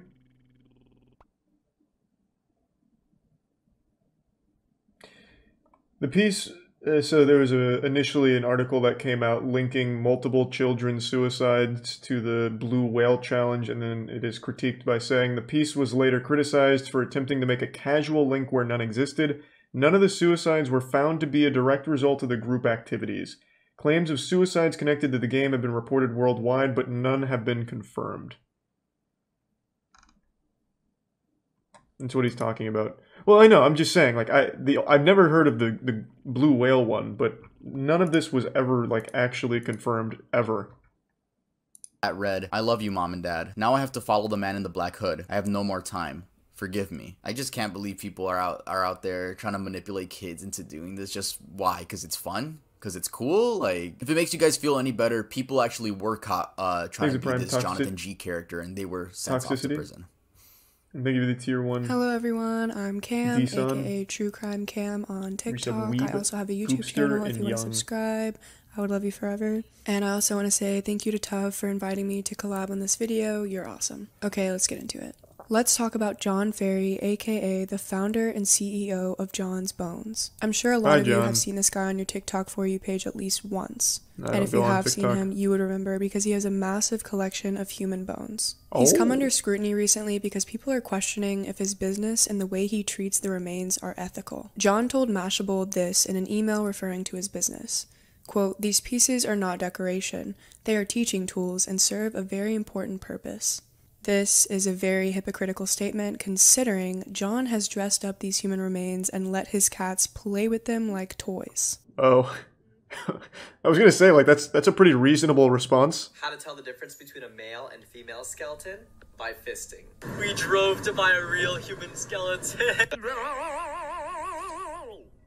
The thing about the question of where do I get them from? I bet the people would be happy to see their bones being so enjoyed. It doesn't matter to like 99% of you because you won't do anything with that information.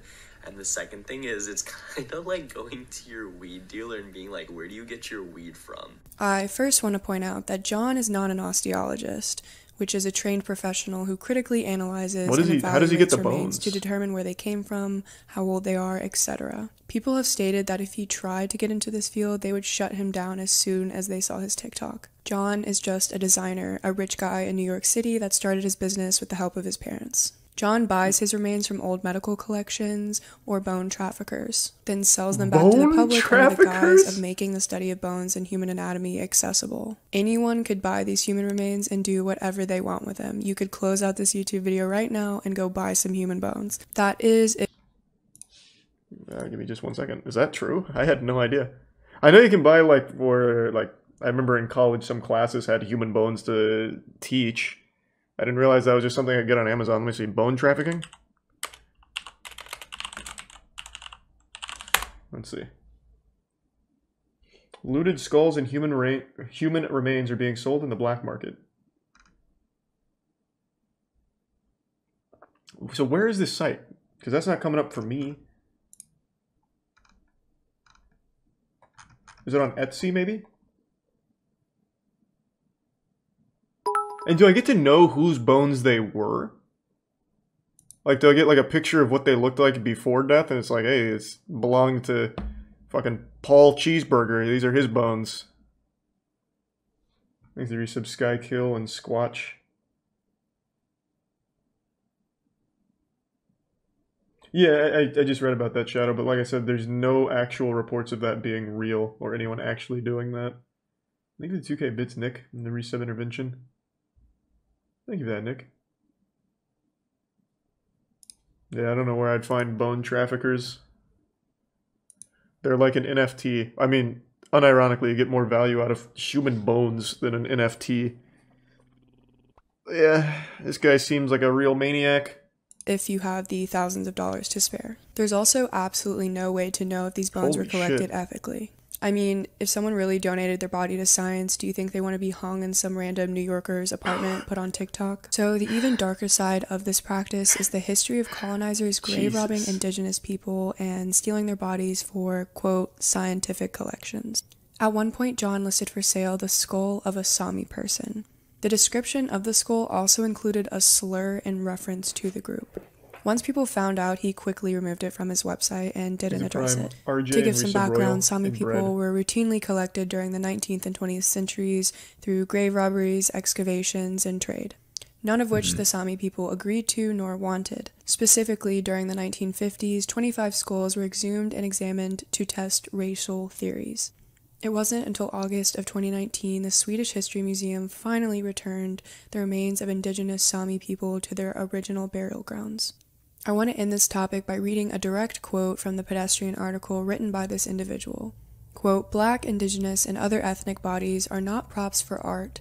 They are not objects to be pillaged and dissected by anyone. They are not exhibitions So to is be that what John consumed was doing? and Was he sold. personally They belong to going real and people who exhuming were these graves? victimized, and we shouldn't be okay with the private Or trade he just of had these his mom and bones, dad's credit which people card and have bought no bones? ethical right to procure in an industry built on racism and violence."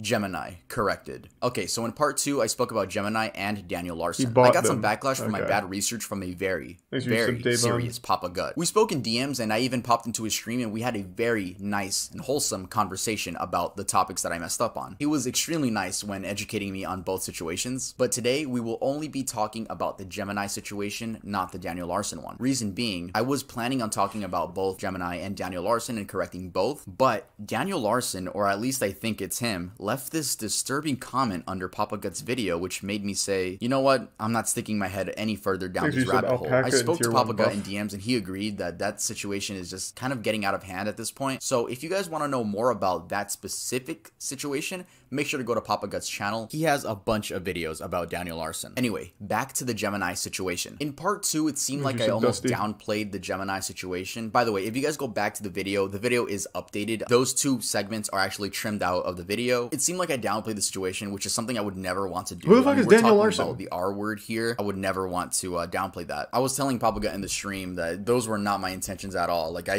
was not doing this with ill intent, you know? Anyway, I went on Papa Gut's Twitch stream. As I was saying, he was educating me on both situations, but I would like to share with you guys some notes that I took while learning about all the horrible things Gemini has done. So first off, I want to say that Papa Gut was actually one of the people that really pushed for Gemini's termination of all of social media. And judging from Papa Gut's uploads, it seems these stories I'm about to tell you happened in 2020 or were at least revealed in 2020. These stories are not in chronological order, but they are all true. Trust me, I tried finding it in chronological order, but wow, there is a lot to cover here. So I'm going to give you guys my main bullet points. Gemini registers as a minor on Yubo to talk to other minors. This isn't necessarily illegal, but the implications of this are very odd. Gemini has sex with a 15-year-old not knowing she was 15, and him being 19. Then Snapchat screenshots came out revealing that when he did find out, he still wanted to have phone sex. And him having sex with a 15-year-old is still illegal. Like, that's extremely illegal and irresponsible. As influencers, we're supposed to make sure that the people we carry conversations with on the internet are over 18. Gemini was an RA in a college dorm and would be creepy and break into girls' dorms, sit on their beds and wait for them to come home. This resulted in Gemini being kicked from the school due to sexual battery. Papa Gut says he received this info. Did he pull the naked man? At the college. A girl came out with her story about Gemini in which she showed images of her bruised body and claimed that she was drunk, so Gemini took advantage of this, drove her home,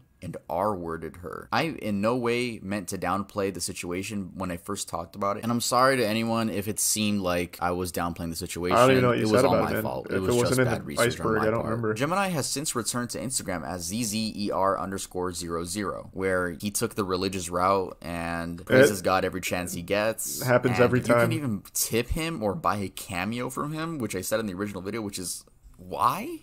Why? So yeah, this Gemini dude is disgusting and trying to get people to pay for his cameo, like, or tip him. It's absolutely disgusting. And again, thank you to Papa Gut for educating me on the subject. I've never heard of him Victor or Daniel Sosa, Larson. The killer that TikTok users found and caught.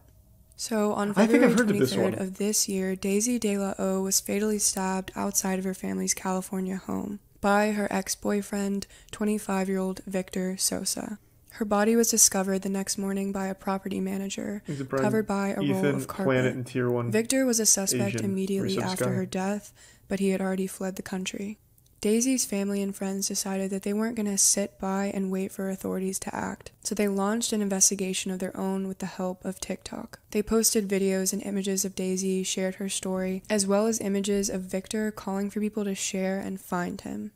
They used the hashtag Justice for Daisy. Luckily, the videos landed on the right For You pages, and tips started rushing in. Victor should have just Sosa asked had been 4chan. spotted working at a bar in Mexico called Papas and Beer. The person who sent this tip in said that Victor had been working at this bar for weeks and was living his best life like nothing ever happened. The tips were confirmed by authorities, and Victor was arrested on July 2nd. He was transported back to LA and pleaded not guilty to the murder of Daisy. Daisy had ended her relationship with Victor just weeks before her murder because he had allegedly been This was not the abusing story I her. thought it was. Victor then texted her, convinced her to come outside, and that was the last time she ever saw her family. Daisy's mother, Susanna, told the media this, quote, "He took a part of my soul and I can never get it back until I reunite with her again. I hope he remembers my daughter's face every single minute of his life. I hope he rots in jail and never hurts anybody else." Susanna wants justice for her daughter and hopes by telling Daisy's story that other young women will find the strength to lead these abusive relationships. If you or someone you know is suffering in an abusive relationship, go to www.thehotline.org. I feel like TikTok would actually be a really good tool for something like that. Challenge. Just because everyone has a new TikTok. trend surfaced on TikTok. That being like, look at EDP, challenge. For example. EDP literally can't exist in even like a parking lot in bumblefuck nowhere without someone videotaping him for TikTok. That man can't go anywhere. So actually, maybe using TikTok as a resource for catching people would be pretty effective just because there is so many people on TikTok. Benadryl is an over-the-counter drug that anyone of any age can buy. It's used to help relieve symptoms of hay fever, other allergies, and the common cold, as well as itchy skin due to insect bites. Teens began taking more than they were supposed to experience the high. Overdosing on Benadryl can lead to abnormal heart rhythms, hallucinations, seizures, and even death. So the typical dosage for Benadryl is 25 to 50 milligrams. These teens were taking 12 times more the expected amount and taking 300 to 500 milligrams. A teenager in Oklahoma died from this challenge, and several other teens were hospitalized. An unthinkable tragedy. An Oklahoma teenager dies How is as a it result unthinkable? of the latest TikTok It's a challenge. Benadryl Is TikTok also blamed challenge. for the hospitalization of at least 3 teenagers in Texas earlier this year. While young people meet. Now, I couldn't find any of these TikToks, probably because they were all taken down, but even if I did, I wouldn't be able to show you guys. If any of these trends come back, like try to make a comeback, please guys, don't let this happen. For the love of God, don't overdose on drugs and then record yourself and then end up getting hospitalized. It's one of the dumbest things you can do. It is definitely up there. The TikTok challenge that dares people to strangle themselves and escape. This challenge has been referred to as the Blackout Challenge, the game of choking, and speed dreaming. Even though this is public information, because this child is so young, I'm going to be referring to him as Junior. In June of this year, a young boy was found unresponsive in his room with a belt around his neck. This was also just in the last one. His family rushed him to the hospital where he was pronounced deceased. In an interview, Junior's family said, quote, "It wasn't until later on that we found out there was some type of video on TikTok letting kids know how to strangle yourself. But he's 7 years old, so how is he going to get out of it?" A spokesperson from TikTok has since said that the challenge has been banned from the platform. Junior's family encouraged parents to block various social media sites and educate themselves about what could be lurking behind their kid's screen. The effect of as a TikTok's parent, you have to know Blackout TikTok's not Challenge going to be far great for beyond them. the United States. In Shit's January trash. of this year, Italian authorities launched an investigation into the death of a 10-year-old girl who participated in the challenge. The girl was discovered by her younger sister in the bathroom. Authorities then seized the young girl's phone. In an interview, the girl's family said, quote, "We didn't know she was participating in this game. We knew that she went on TikTok for dances, to look at videos. How could someone imagine this atrocity?" Italy's data protection agency even filed a lawsuit against TikTok in December of 2020. This lawsuit alleges a, quote, "lack of attention to the protection of minors," and it criticizes the ease in which young children could sign up and use the app. These are just 2 of the several kids that have passed away after participating in this dangerous TikTok trend. And this really begs the question, what dangerous TikTok challenge is going to trend next? And is TikTok even going to stop it in time, or is it going to take the lives of more kids? Yes. Zombie Woman is You want to know how you solve it? Unironically, YouTube had the solution. You have YouTube Kids, where you literally can't have anything but shit for kids. Then you have normal YouTube. And then they fucked it by just still allowing kids on normal YouTube anyway. So that's how you solve it. You have TikTok for kids, and you have a TikTok that kids cannot access. And the two never collide. That's how you also get rid of all your child predators. Easy. But then again, it's hard to well, you wouldn't know people's ages on TikTok for kids, I guess. I don't know how you'd enforce it. Right? We're prototyping right now in the lab. I'm still coming up with the solutions. Thanks to the resub Roston and the gift sub Mr. Asian. Require an ID to sign up? Yeah, but kids don't have an ID. What are they gonna give me? Their fucking Roblox username? Yeah, it'd be tough. How would you enforce it? A biometric scan? Like, I don't know what the fuck you'd do. Social Security? That'd be good, because that solves two problems. Not many people want to give up their Social Security number, so then TikTok dies, and that's a net positive overall, too. So, yeah, I mean, I guess you could do SSN. Thanks to the resub. Necreus, Genix, and Roston. And the 5 gift subs Cyaxis. Appreciate it, man. Thank you.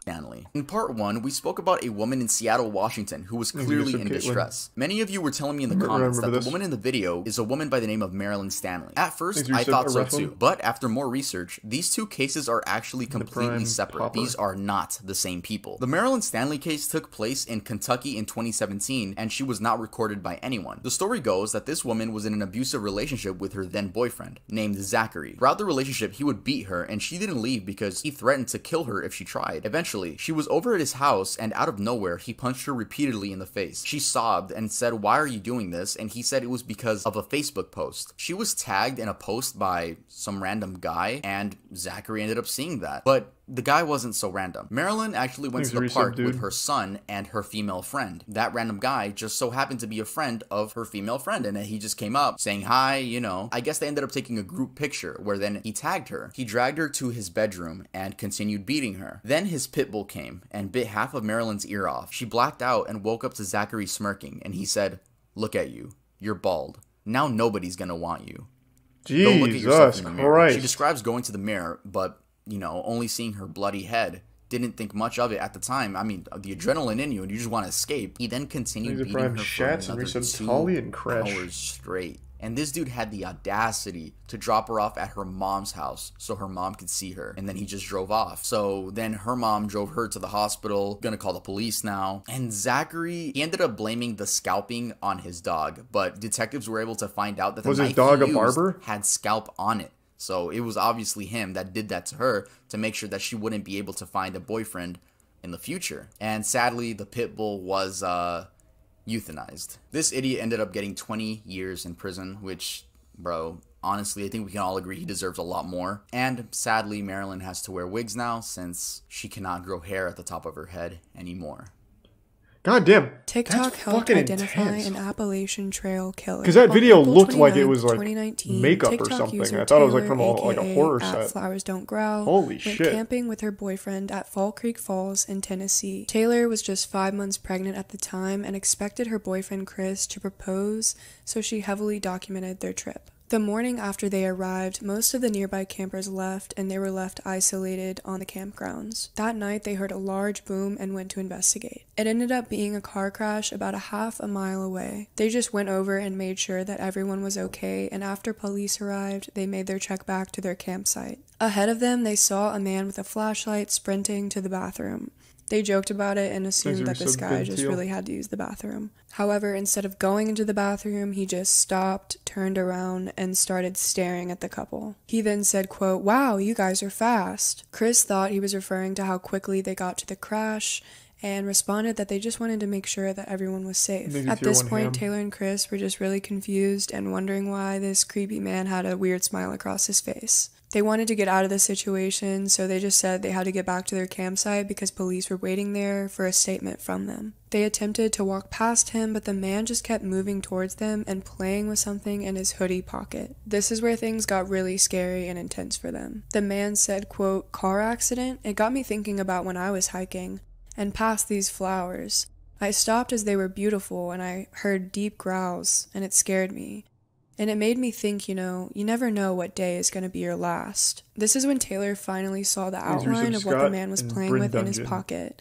It was a knife. She told Chris to run and screamed, quote, "Flowers don't growl," hence her TikTok name now. She and her boyfriend took off and the man started chasing them. They ran back to the crash site where luckily officers were still on the scene. The man must have been scared by the police lights because he just eventually wandered off and faded into the darkness. An officer accompanied them back to their campsite so they could gather their belongings and get the heck out of there. A whole year went by and there was no word from authorities on who this mysterious man was and why he tried to kill them. So Taylor went to TikTok to post her story and share her terrifying experience. Her videos went viral, and Taylor learned not only the identity of the man, but the fact that he had killed someone just 2 weeks after they'd crossed paths. A month after Taylor and Chris's scare in May of 2019, Ronald S. Sanchez Jr. hiked the Appalachian Trail. On the 10th, just 2 weeks after Taylor and Chris were nearly killed, Ronald made it to Southwest Virginia. This is where Ronald ran into the man that attempted to murder Taylor and Chris, who was later identified as James L. Jordan. Ronald managed to send an emergency signal via his GPS device just before James Jordan fatally stabbed him. A Canadian woman nearby was also stabbed and managed to survive by playing dead. She then ran back to meet the other hikers and made a 6-mile trek to safety with them. In April of 2021, James Jordan was found not guilty by reason of insanity. Devious lick trend. The devious... What? I actually just read something the other day that when you plead insanity, it's actually worse for you. Thanks to the resub, Hot Dog, Limbo, and 130. What was that dude's name? James what?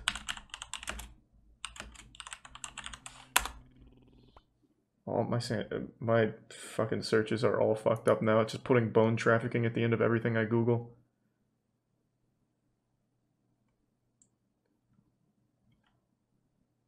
What was it? Not James Corden. The fuck was it?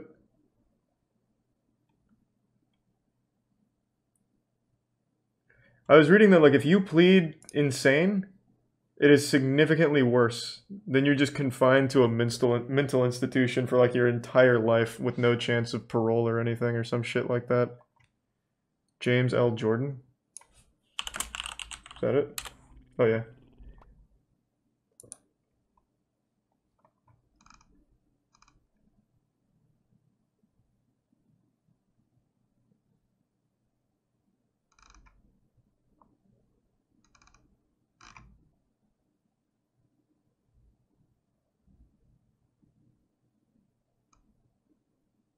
Yeah, so he's not free.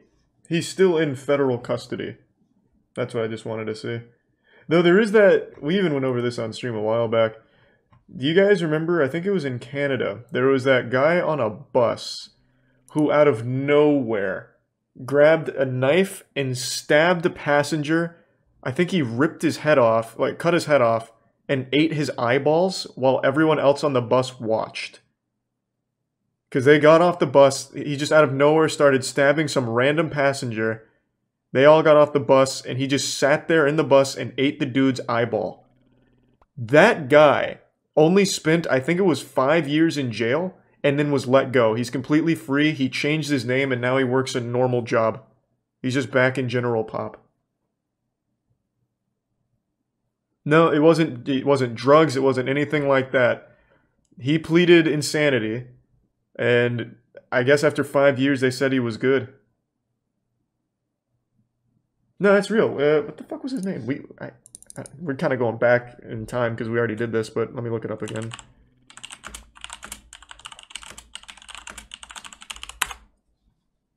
The killing of Tim McLean. But who's the killer?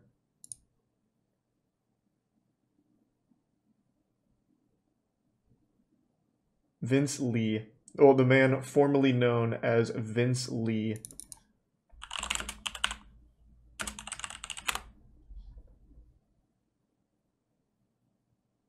Vince Lee was found not criminally responsible in the killing of Tim McLean. Bro, I don't know who he hired in court. He must have got Saul fucking Goodman. He was found not criminally responsible for the beheading and consumption of Tim McLean. So he was discharged in 2017 and changed his name, and he's back to business as usual.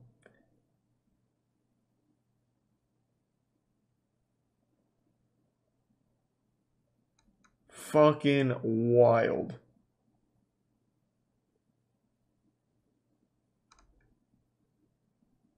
He spent 7 years, though. It was 7 years, not 5.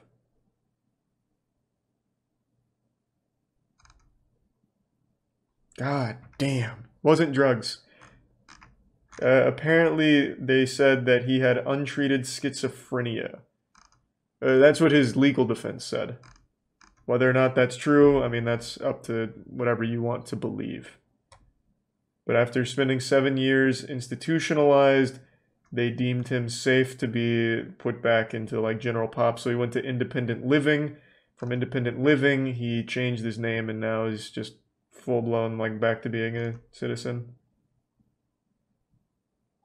Though even the people that discharged him have said, I'm concerned about a relapse. So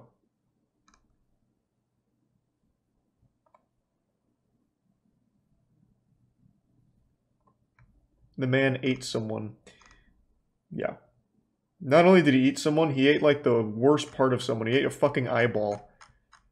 You know, like, push comes to shove, you and me were trapped on like a mountaintop, we're running out of food. The first thing I'm eating from you is not going to be your eyeball. I'd start with something that looks a little familiar, like maybe like your leg or something, like nibble on your calf. I would not start with an eyeball.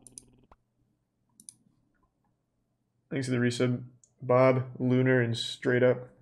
And the Prime Sinister. This lick trend is the most recent trend that I'm going to be talking about, and it's so recent in fact that it's happening as this video is going to be uploaded. In case you don't know, hitting a lick means robbing someone or robbing a certain place. Shout out to GTA for teaching me that. Basically, high schoolers are stealing things from their school, this one was trash, and posting it on TikTok like it's some sort of achievement. At first, they were stealing things like the clock in the classroom wall, calculators, expo markers, but as time went on, kids began stealing things of way more value. Why? For shock humor and TikTok likes. They have stolen things like water fountains, fire extinguishers, bathroom mirrors, security cameras, hand sanitizer dispensers, toilets, and so much more. Not only this, but kids began like just basically destroying the inside of their bathrooms, just making it a living hell for all of the staff and janitors. This trend has actually forced schools to remove the bathroom doors, go on lockdown, make announcements, and overall just super glue everything to their facilities. It's fucking dumb. I'm just kidding. That last part was a joke. They don't have to super glue. I don't know how vandalizing and committing theft is a trend now, and especially the fact that you snitch on yourself when you post about it. You know, we only have 3 months left in 2021, and I won't be surprised if there's one more stupid trend just squeezed in there, maybe even 2. But I won't be surprised if we get one more stupid trend by the time this year ends. TikTok user Frey Todoroki. A Brazilian TikToker who goes by Freya conspired with 2 friends to kill a girl. I'm really sorry if I slaughter the pronunciation of any of these names in this story. 19-year-old Raíssa Borges wanted to know if she was a psychopath. To test this theory, she conspired with 18-year-old Freya and 22-year-old Jefferson to kill a petite person that couldn't fight back. They made a list of 3 possible victims, eventually settling on 18-year-old Ariane Laureano. That's what they decided to test. On August 24th, their the group psychopath invited nature Ariane with into the woods to hang out. Ariane texted her mom that she was hanging out with friends and she'd be coming home shortly. However, Ariane never returned home and her mother never saw her alive again. The group planned the murder in great detail beforehand. They decided that after they were all in the car, they would start playing a specific song about murder. During the song, one of the teens then snapped their fingers, and that was the cue for Raíssa to attack Ariane. Raíssa then started to strangle Ariane, but ultimately couldn't kill her alone. That's when Freya and Jefferson joined in. As Ariane passed out, they stabbed her 3 times to make sure that she was gone. The group then disposed of her body in the woods and fled. Ariane's body was discovered a week later on the 31st after reports of a foul odor came to authorities. On September 16th, authorities arrested Raíssa, Freya, and Jefferson, and this case is still ongoing. Hopefully it ends with if you guys life in enjoyed prison. The video, make sure to leave a like, and if you're not subscribed, if you want to know if you're a psychopath, just do what normal people do. See if you like Overwatch. Also, don't forget to subscribe to Cam. She makes amazing content, and I'm sure if you guys enjoy my videos, you're gonna love her videos. Make sure to go check out her link. I never heard of that story. And also shout out to Papa Gut for educating me on the Gemini and Daniel Larson situations. And as for the Iceberg videos, I am gonna continue making them, but I don't want my channel to be an Iceberg channel. So you guys, I hope you guys can watch my like cartoon episodes that traumatize children. Like, I make morbid videos. I say it every time, but I want you guys to realize that, and just don't subscribe to me because Iceberg guy. That was good though. Those were good icebergs. I had heard of a decent bit of them, but not a ton. Especially not that last one. I feel like that one would have been bigger news. Maybe it was and I missed it. The FBI flamed him with science. Oh, did I read that? Flamed him with science. Did you mean framed? What the fuck does that mean? FBI flamed him with science. Like they just insulted him in like alt chat? Oh, it was framed? Imagine the horror of being arrested in connection to a crime the entire world is reading about on the basis of irrefutable fingerprint evidence that you know you didn't commit. I'd be How do you pissed. defend yourself against a century of science and math that just aren't wrong? And how can I just say they're wrong this time. Up against the FBI and your own fingerprint expert says your fingerprints are a match. The first arrest of an American in connection with the Madrid train bombings. What led the FBI to Portland, Oregon? Supporters of the man say agents are on the wrong track. I'd never heard of this. They call it 11M. On March 11th, 2004, just 3 days before Spain's general elections, explosions ripped through trains in Madrid. I didn't think there would be, Toss. I know this channel well. Were killed and about 2,000 were injured. Europe hadn't experienced an attack on that scale in decades, and it came in the wake of 9/11 and at the peak of the global war on terror, a match to latent fingerprint 17. And in May, Brandon Mayfield, a U.S. Army veteran and family law attorney who frequently worked with low-income clients in Portland, Oregon, took the blame. Fucking rough, Brandon. 5,403 miles away from a crime become its prime suspect. To understand what went wrong here, we need to go all the way back to Darwin. Throughout the 1800s, scientists advanced the notion that this was all set up by Charles Darwin. Human fingertips, toes, and palms were unique to each human, and they could be used as a proof of one's identity, like a built-in biological signature. Darwin was a bit too old to undertake a real analysis, so he passed it on to his cousin, Francis Galton, whose many accomplishments included identifying the statistical regression to the mean and inventing a physical board to demonstrate it that we now see on game shows. The science around fingerprint identification flourished, and by the beginning of the 20th century, it had become one of the best ways to pinpoint criminals. A measurement of physical factors including head length, head breadth, length of middle finger, length of the left foot, eye color, and hair color. That seems effective, to be honest. Values for each, Bertillon claimed Makes sense to me. person would have a unique combination of data. Except it wasn't all that unique, since so many physical attributes correlate with one another. Like, most tall people also have long arms. You don't find many 5'3" men with 7-foot wingspans. Fingerprints were much more accurate, and Bertillon developed a system of 16 identifiable markers that remained standard for over a century. Starting in 1924, the US government began compiling and cataloging fingerprints, and by 2004 they had about 200 million on file. That's pretty good. The scalar quantization algorithm was employed to compress the 500 pixel per inch images down to a file size of just 500 kilobytes, which meant easier storage, quicker access, and smoother online transfers globally. Like to Spain. These fuckers have mine because my parents are narcs. Since Francis Galton's forgotten warning that a complex pattern like fingerprints is capable of suggesting various readings, as the figuring on a wallpaper may suggest a variety of forms and faces to those who have such fancies. Even though the prints sent from Spain were low quality, an FBI examiner signed an affidavit stating that the FBI lab stands by their conclusion of a 100% positive identification. Couldn't they just check if he ever left the country? Up to his arrest, Brandon felt like he was being watched, because he was literally being watched. FBI documents show that as soon as Brandon's fingerprints popped as a potential match, he was immediately under 24-hour FBI surveillance, including phone and digital monitoring. He also Usually suspected hers is a at his home and in his office. I don't remember what it is now. It's like an SUV really kind of thing. Broken into.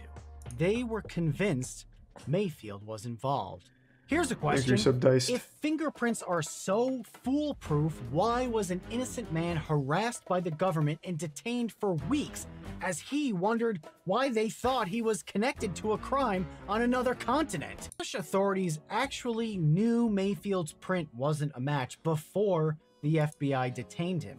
They communicated a result of negativo after their own fingerprint experts found too few points matching in the prints. So what did the FBI do? The FBI flew to Madrid and told them they were wrong. That's a power move.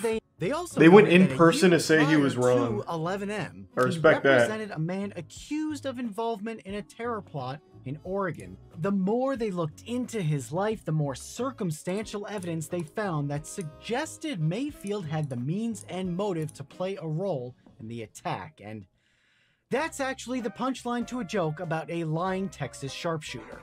The joke's about a man who shoots at the side of a barn and then draws a target around a cluster of bullet holes to suggest he's actually a great shooter. When that's done with data, it's called the multiple comparisons problem. When we falsely perceive connections in our heads, it's apophenia. And when you're fitting evidence this is so interesting. Conclusion, that has a name too. Psychologist Peter Wason coined the term Tier 1 confirmation copter bias in the prime straw to describe one's tendency to focus on evidence that supports their beliefs and to ignore or reject evidence that contradicts it. Basically, it's cherry-picking the truth, and it almost guarantees you'll find exactly what you're looking for, even if that isn't reality. So, what was the reality? He actually did it. That'd be the plot twist. Everything that was wrong, they got everything wrong, except the fact that he was the one. Admitted that Mayfield was actually one of 20 potential matches to the LF-17 fingerprint. Once they looked into Mayfield's life and found details that supported their suspicions, he became the prime suspect. Because he served in the military, he probably had the knowledge to be involved. And since he'd converted to Islam, he checked almost every box on the FBI's profile list. And when they searched Mayfield's house, evidence was seized from his residence, including what the FBI called Spanish documents. They turned out to be his son's Spanish homework. Okay, but why did Mayfield's own defense... But what if the Spanish homework was about how to attack a train? ...were a match? They both claimed there was an unusual similarity between the two prints, with the Office of the Inspector General noting that they considered the coincidence to be, quote, extraordinarily rare. The FBI deliberately manipulated their conclusions by ignoring that the LF-17 print was only a slight match with Mayfield's, and then they focused on evidence that supported Mayfield's guilt and ignored the parts that didn't. It was hard to find a suspect given that there was no video evidence, hardly any photography, and primitive forensics at best. It would be generations before we could begin to collect and process things like... Why don't we just ask him if he did it? The FBI didn't have rely on the honor code. They actually had too much. They knew every little detail about Brandon Mayfield's life, from his browser history to what was in his garbage. The sheer volume of information made it easy for them to find exactly what they were looking for and only what they were looking for. Here's an example of how that data and knowledge gap quickly goes wrong. Swedish power lines. In 1992, Swedish researchers concluded a 25-year longitudinal study to determine whether living near high-voltage power lines made people sick. They studied the rates of over 800 different illnesses and found that childhood leukemia was 4 times more common near power lines. Their data wasn't wrong. The problem was, by measuring so many variables, they basically guaranteed that at least one of them would be a weird statistical outlier, and then they used it as proof of a cause and effect relationship. That's always going to be the case now, though. What this everything does this. Literally every belief, every study, everything has that same effect. Most of them will form a scattered pile right under where I dump them, but quite literally you know everything. That one or two of them are going to fly off my table, bounce on the carpet, and lodge themselves under a filing cabinet 10 feet away. Why? They're outliers. They had so much information about that suspect, all so easily available digitally, that they could find information that perfectly fit their profile. They dismissed the high volume of exculpatory data, like whether Brandon Mayfield was even in Europe before 11M. He wasn't. His passport had expired years ago, but the FBI claimed that meant Mayfield must have traveled under another identity. For them, the absence of proof was proof. Mayfield was detained for 2 weeks as a material so you witness, could never not lose. arrested as an actual suspect, since holding him as a material witness required far less evidence. The FBI kept collecting information they thought proved Mayfield's guilt, but everything came crashing down when Spanish authorities announced that they found the person who was actually involved in 11M. They matched the LF-17 print to those of an Algerian terrorist, and they were right. The FBI experts... No, the FBI was right. They even flew there to say they were wrong. Mayfield was released immediately, and then the questions began. As the American Civil Liberties Union and I think the FBI is overrated. Like, do they do anything? For having wrongly profiled anything him, at all? The FBI analyzed... That's a genuine question. Because, like, take, for example, Nicholas Cruz, the school shooter. Apparently the FBI knew that it was going to happen. They had so much information, like, this guy is probably going to do this. It's most likely going to happen. They even had a general idea of when it might happen, and they still let it happen. And then also there was that gymnast. I forgot her name, but she, like, reported, like, an overwhelming amount of proof about some Olympic guy diddling people or whatever. I don't remember the story. And they didn't do anything. They didn't do a single fucking thing at all. Like, so do they do anything? Has there ever been a case where the FBI's actually done fucking anything? Larry Nassar. Was that the gymnast one? They shoot dogs. Do they? They have a reputation for shooting dogs? This is Prime Blue. They shot JFK. We're getting a little deep in the weeds of things now, I think. So far, almost no one has given me any case where the FBI had like a triumphant victory and stopped something bad from happening before it happened, or even did anything to solve a problem. They saved James Bond. Alright.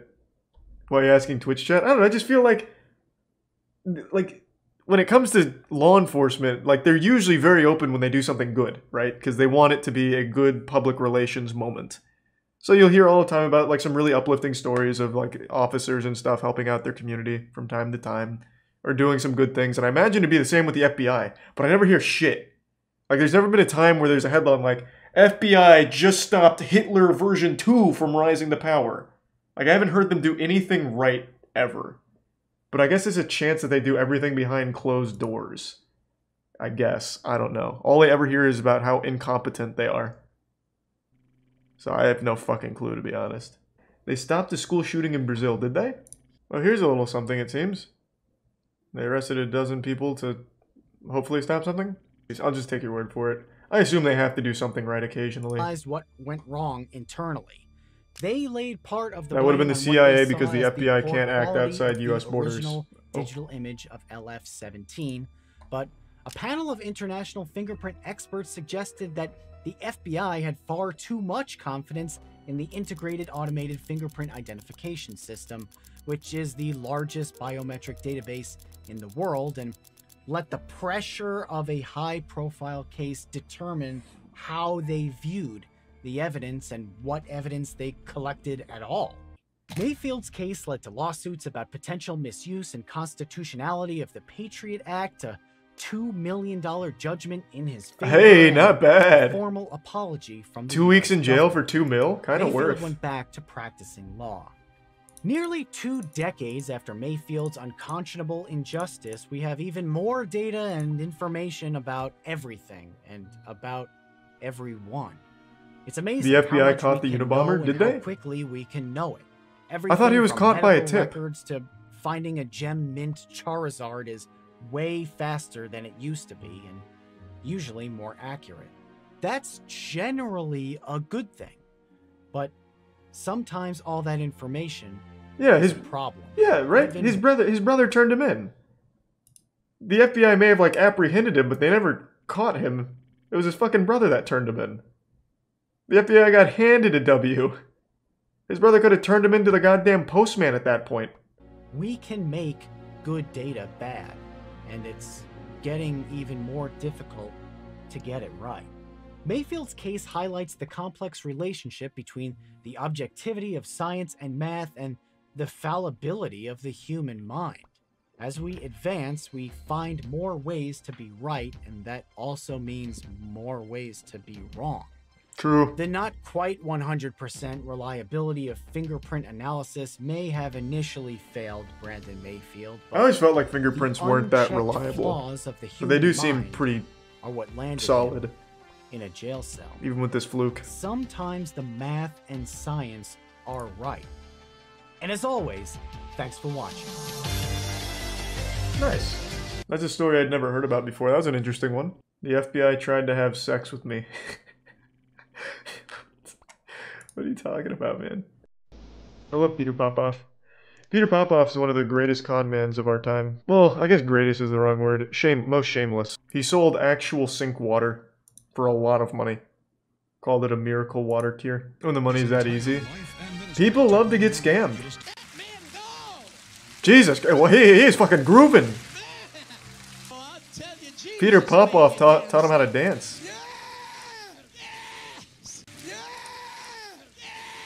Everything you say in those letters is to the team from the Holy Ghost. You say, is that gonna happen? Peter Popoff looks like the guy from the Wet Bandits in Home Alone. I forgot his name. I don't know why I'm blanking on his name. I know God is real. I know what he can do. Every time I go to court, they throw it out. They deny it. So therefore they haven't been able What is this? What is this text here? hurting people. A lot of people Joe Pesci, thank you. Fuck, Jesus Christ. This isn't really Peter Popoff centric though. It's just kind of highlights of his church. Wow, this just says Peter Popoff YouTube, and it's 7 million views from Peter Popoff. He's killing it. God's will for us has always been to be in health and to prosper. And he's using the miracle spring water to do just there that. it is. I sent for the miracle spring water, and I want to let you know I actually had some of this. $50,000 debt cancellation. Someone sent me this in the P.O. box once. Changed my life. Fibromyalgia, you name it, God delivered me from it. Your free packet of miracle spring water. Miracle spring water! No obligation. Whee! Let's go! Miracle spring water! Now, I'll send you your miracle spring water absolutely free without any obligation. Your next... Also, you'll notice he just stole the Super Smash Bros. Emblem. Oh, can you even see that on stream? Oh yeah, you can. Which I respect. He's got good taste. Look at all the likes. Yeah, everyone loved it. I mean, you know, you won't find anything negative about it, I'll tell you that much. This was universally loved. How do people fall for that? Man, go on Twitter and you really have to ask yourself that question. Look at NFTs. NFTs are a modern day miracle spring water. But sometimes people make money off of them because of other people buying the miracle spring water. It's not a mystery why people fall for this shit. What are you talking about? People just like to believe in things. It's that simple. They choose to believe in things and refuse to hear anything that goes against it. My friend used to work for Popoff. Sending people holy water. He said it was really sad.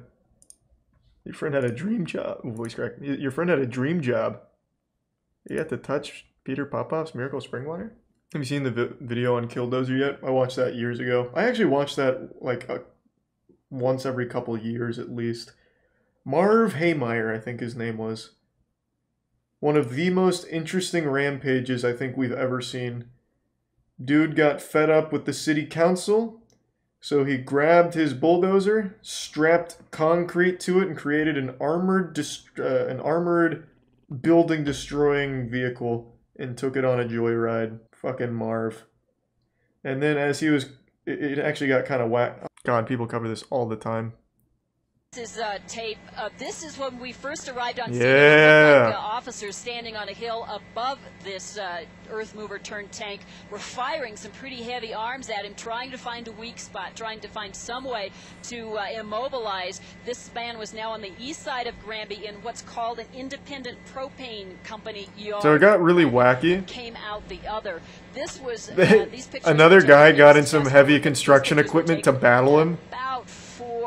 And they had a little standoff. About an hour into the rampage. I'm not gonna play the whole thing. I recently rewatched it. It didn't matter what police officers did with the rifles and such. And no one died, right? Marv did. He killed himself. No one was even hurt besides Marv. Was just no match for the cat there, the caterpillar turned tank. There was yeah, so he just steamrolled buildings and cars. And then this is where it all went south. Flew a little too close to the sun. So what happened is when he was crashing through that building, the ground gave out under the killdozer. So I believe, if I remember correctly, one of the tracks went like through the basement. So then it just got completely stuck and broke down. And then Marv took his own life. It took authorities a couple hours to break through the bulletproof plating. As far as rampages go, you can't really do better than Marv. He fucking strapped plating onto a goddamn bulldozer in order to just destroy buildings because the city council made him mad. Fucking maniac. Look up, women are born, men are made, red pill. Jesus Christ, what the fuck is that title?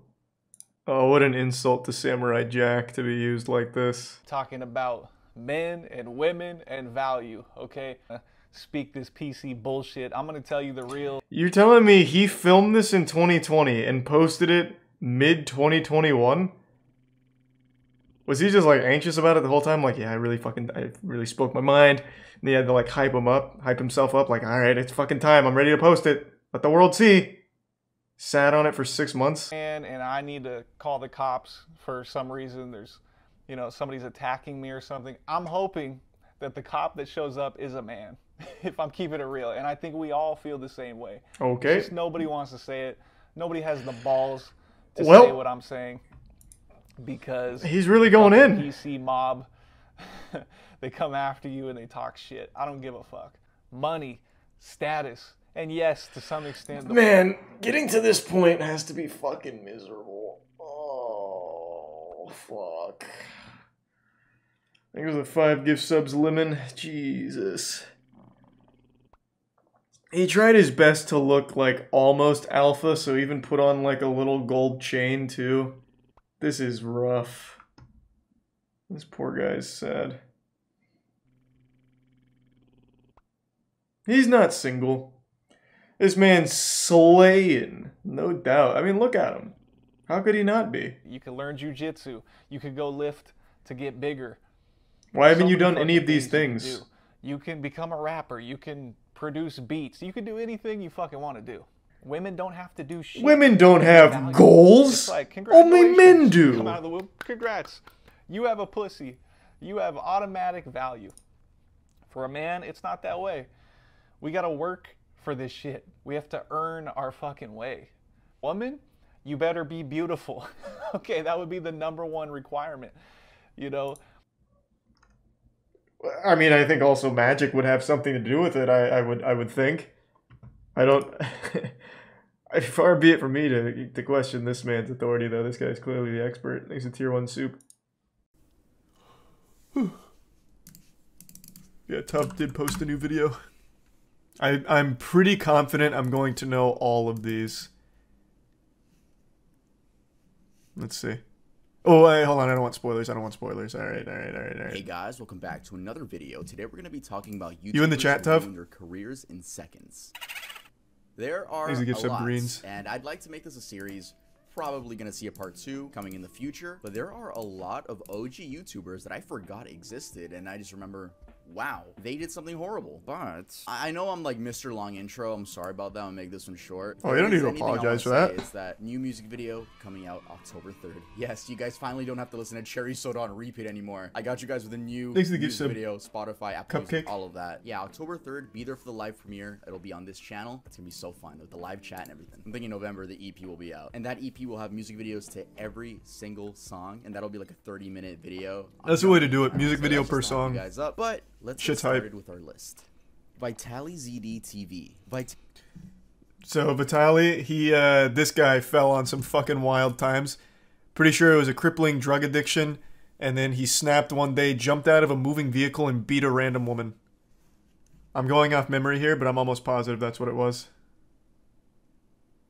Vitaly Zodorovetsky, also known as Vitaly ZD TV, was once the Bang Bros guy, whatever it was. Concepts at the time, such as Gold Digger pranks, Russian Hitman pranks, In the Hood pranks, and who could forget classics such as How to Get Girls to Kiss You, Getting Girls Panties, yeah, the classics. Can I Eat Your Booty? The channel now sits at 10 million subscribers and over 1 billion video views, though his recent uploads don't match that of a 10 million follower channel. So what happened? If we want to understand the fall of a man who was once getting a minimum of 20 million views per video, we have to go to the very beginning, before he was even a prankster on YouTube. Let's go back to when Vitaly was 18 in 2010. A Russian friend of his called him up and told him he can make easy money if he just appeared in an adult video. Being broke and living with his mom and abusive stepfather, he took the chance. And that's when this infamous video was filmed. The video was a bang bus film where the girl picks up guys and fucks them in the van, though Vitaly couldn't get hard, so it was an extremely awkward 12-minute video. Yes, I watched all of it. Yes, I was alone. Yes, I had lotion. The next year in 2011, Vitaly would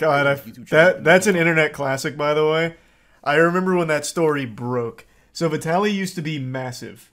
Most of you probably don't remember him now, but he was absolutely massive for a time. And then one day, out of nowhere, someone recognized him in a Bang Bus video, posted it on Reddit, and it flew. That shit was huge news. Yeah, he basically did start the pranking meta. Well, the fake pranking meta, the one where it's like, gold digger prank. But he like paid all the actresses and shit. Yeah, he was the one that started that. Man pioneered that, trailblazed. Why couldn't he get hard? I don't know, nervous? I'm not his penis. I don't know why he couldn't get hard. I have no idea. Uploading pranks to no avail. It wasn't until June 2nd, 2012 that he'd upload the Miami zombie attack prank, a video where Vitaly pretends to be on bath salts scaring the locals. This of course was a reference to the situation that occurred only a week prior where a man on bath salts bit off a homeless person's face. Kind of a weird thing to base your prank off of, but hey, it was 2012 and I understand it was a different time. The video gained 10 million views in a week and gained Vitaly 70,000 subscribers. This even caught the attention from Daniel Tosh from Tosh. Oh my god, Tosh.0. Oh, and not to mention CNN. So, a guy in Miami, a prankster, decides to go out, dress up as a zombie and covered in blood, and he starts running around chasing people. Look what he does to this guy. Like, you can see the front of his shirt when he turns. He's covered in blood, and he chases this poor guy here and numerous people, and they're rolling on it, right? It's a prank, so he chases people around, scaring the absolute. Thanks for 5 gift subs, Shillian. He rode the momentum and kept making prank videos and started becoming the face of YouTube pranks, along with FouseyTube, Roman Atwood, Dennis Rhodey, and several others. Saying Vitaly got into a lot of controversies is an understatement, but I'll tell you guys the biggest ones. In 2014, Vitaly was arrested for streaking the field during the 2014 World Cup final in Brazil. He had natural born prankster across his chest.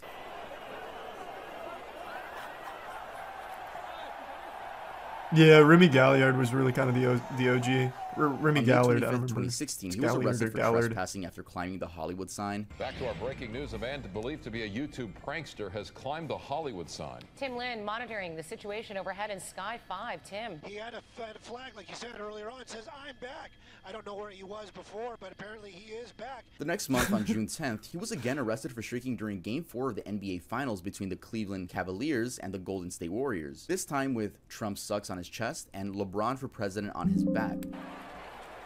I don't remember any of these. I only remember his stupid, like, gold digger pranks and shit like that. In 2017, he streaked at the World Series.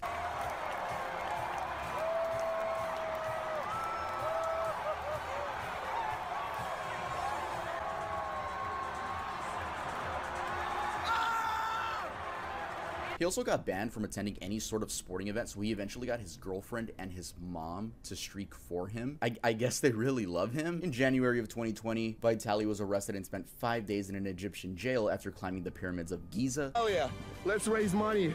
I did this for a good cause. Spread awareness by these beautiful pyramids in Egypt. Man, I didn't remember any of this shit about him. What the fuck? He also starred in his own movie with Roman Atwood and Dennis Roddy, which wasn't that great. It was clear to see Vitaly was becoming addicted to the views. As time went on, YouTube became electric and sly, began punishing creators for making edgy content. This was horrible for Vitaly, as it meant he either was out of a job or had to become family friendly. He ended up becoming family friendly and now does toy reviews. Imagine? No, fuck no. He instead made an uncensored subscription service to see his videos uncensored. But by the looks of it, that didn't go anywhere. Vitaly began losing relevancy as YouTube suppresses content. And in 2020, his name was back in the news, but for something no one expected. In April of 2020, he was I won't say no one expected. This man fell so hard. So even before this story broke, it's about to be when he beat the woman. Even before that story broke, there was so many videos, so many clips, and so much shit all about how bad he'd gotten. From drugs to all kinds of like different kinds of substance abuse. It was bad. Like, this was not surprising, but the brutality of it caught most people off guard. There's even a video of his arrest. I think it's on Code Blue, or not Code Blue. I think it's on Police Activity. Later charged for aggravated battery by the Miami Beach police. Vitaly tackled a female jogger and struck her multiple times on the head and chest. Your boy can stay back there. Oh, here it is. Yeah, here's a clip from it. No, put your hand on the car. Just lean on the car, buddy. Lean on the car right there. I'm sorry, guys. And he seemingly did this for no reason, but it was later revealed that he was on shrooms. No, but mushrooms are good. I never had a bad trip until that one time where I flew. So I was COVID mushrooms. I was bored. Last thing I remember is, please help. And I tried to hug her and she pushed me or whatever.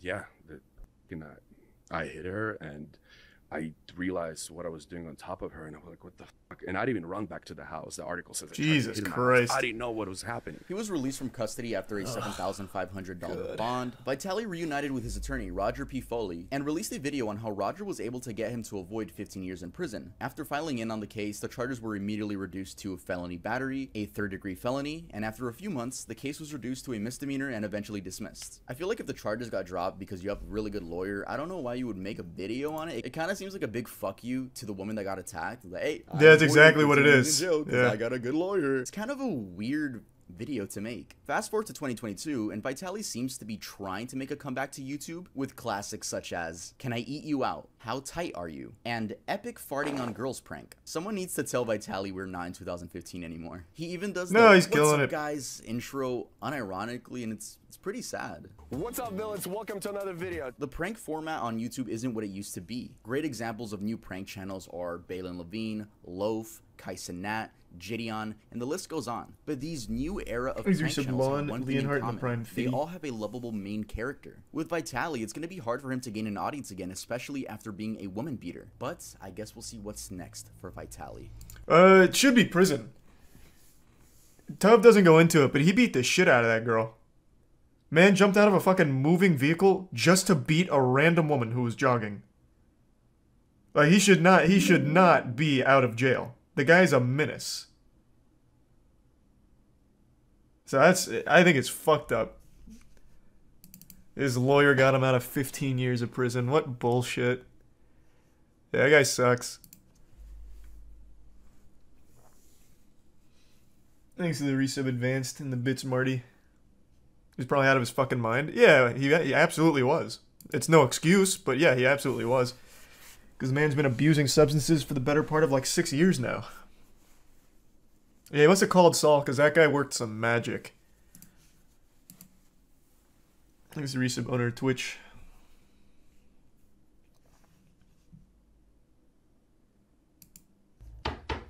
Yo, hold on, guys. Someone's knocking at my door. Thanks to Tier 1 Doctor. A tough skit? You're under arrest. What do you mean I'm under arrest? Because you don't have the new Earl drop. A merch skit. Oh, I thought it was like going to be VPN or something. Earl, the brand you own, the new collection that just dropped. Exit Prime Drew.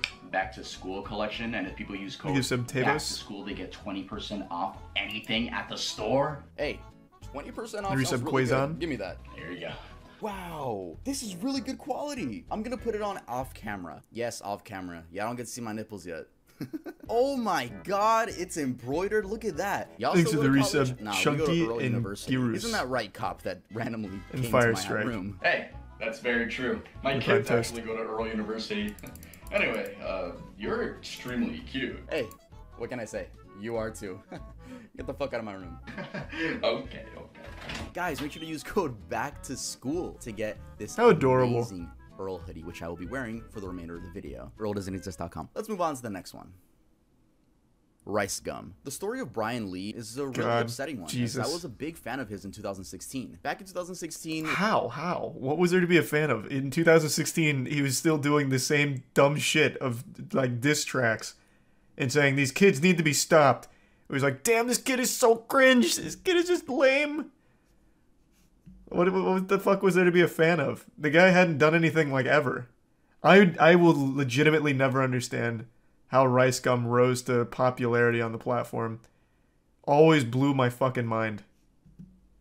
It was definitely a different era. We had YouTubers such as Leafy, Pyrocynical, Grade A Under A, Drama Alert, H3H3, iDubbbz, Filthy Frank, and yes, some of those YouTubers still upload to this day, such as Pyrocynical. Shout out Pyrocynical. If you know me, that's crazy because I look up to you. But we're talking about Rice Gum in specific. I made a video dissecting Rice Gum's fall off last year, so if you want a more in-depth version of that, you can watch that after this one. Anyway, Rice Gum initially blew up off his These Kids Must Be Stopped series, a series where he makes fun of cringeworthy kids on the Musical.ly app. Man, I don't know if you guys heard it. This fucker just said, "I'll be drunk texting you." I did some research. This fool is 13. The public absolutely loved these videos, and he quickly skyrocketed to 100,000 subscribers. And only 4 months later, he reached the 1 million subscriber mark. He continued roasting other influencers, and the main thing people looked forward to in his videos were the diss tracks. Your fans are little kids under the age of 12. Tell me why your ears make you look like an elf. You think I'm trying to roast you, but I'm just trying to help. Psych, I'm just here to give you this L.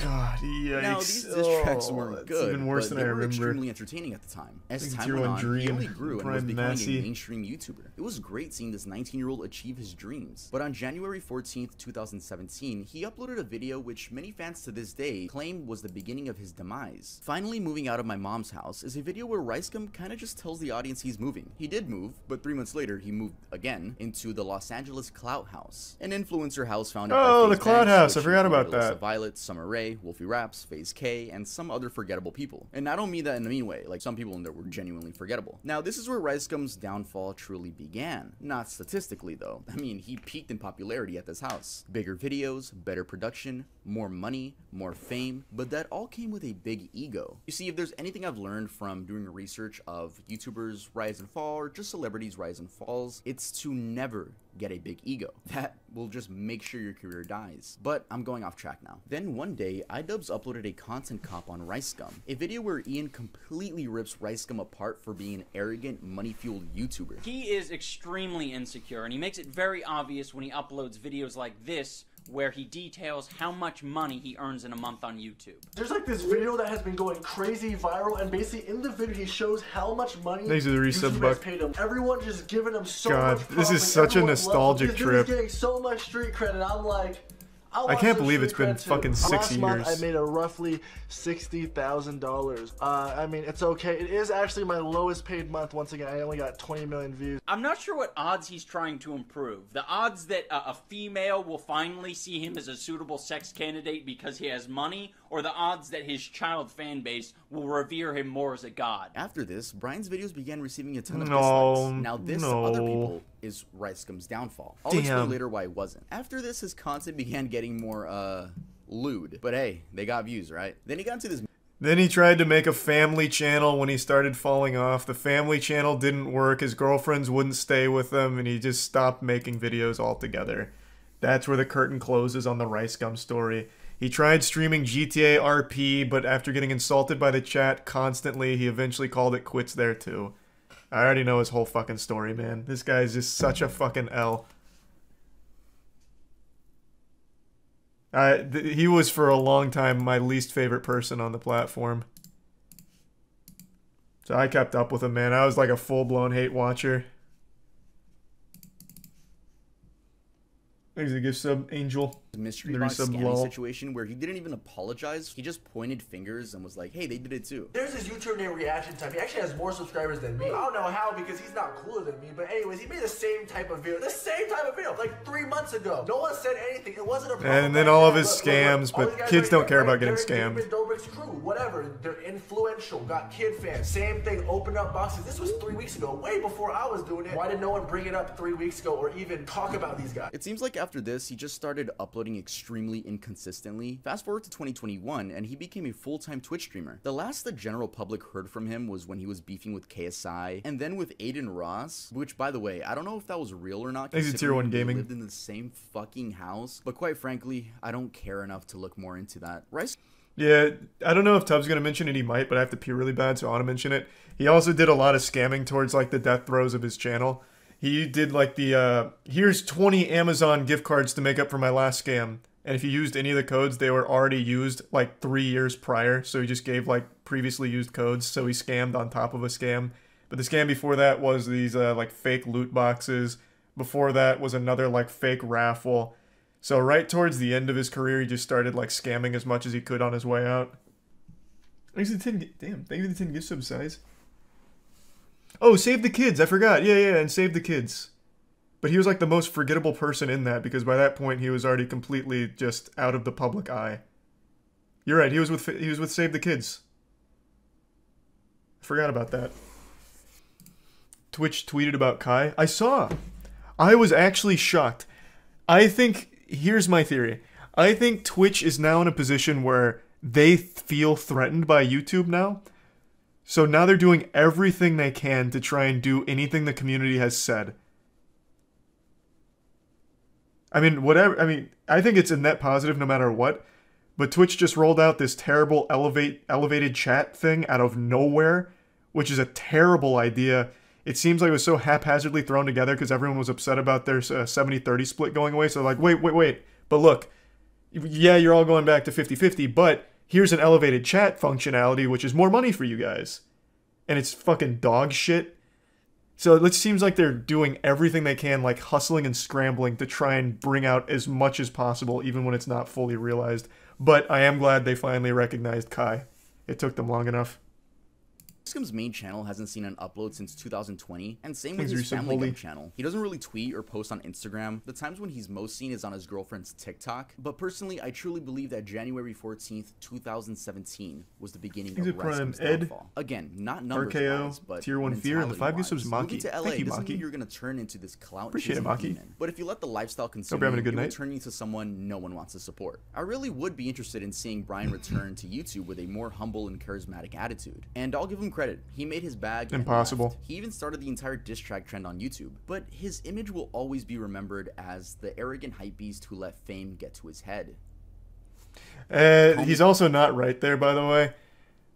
Back when I used to like actively shit on Rice Gum, one of his friends actually reached out to me, like an old high school friend, and was just telling me stories about this guy. I can't corroborate any of them, but they were friends. Like, he linked his Facebook. They were friends in high school.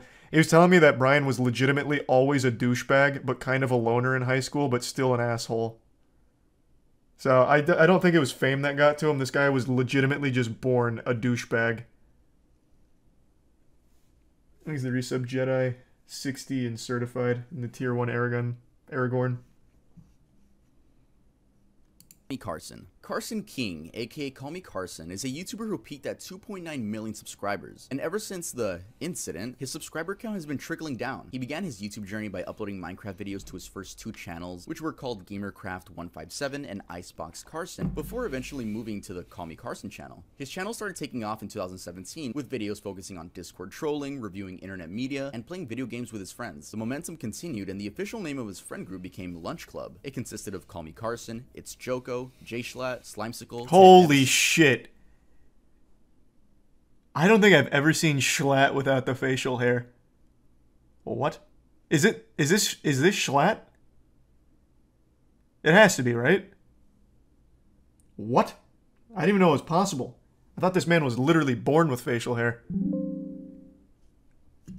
God damn. I almost feel like I'm seeing something I'm not supposed to. Taking a peek behind the curtain. God.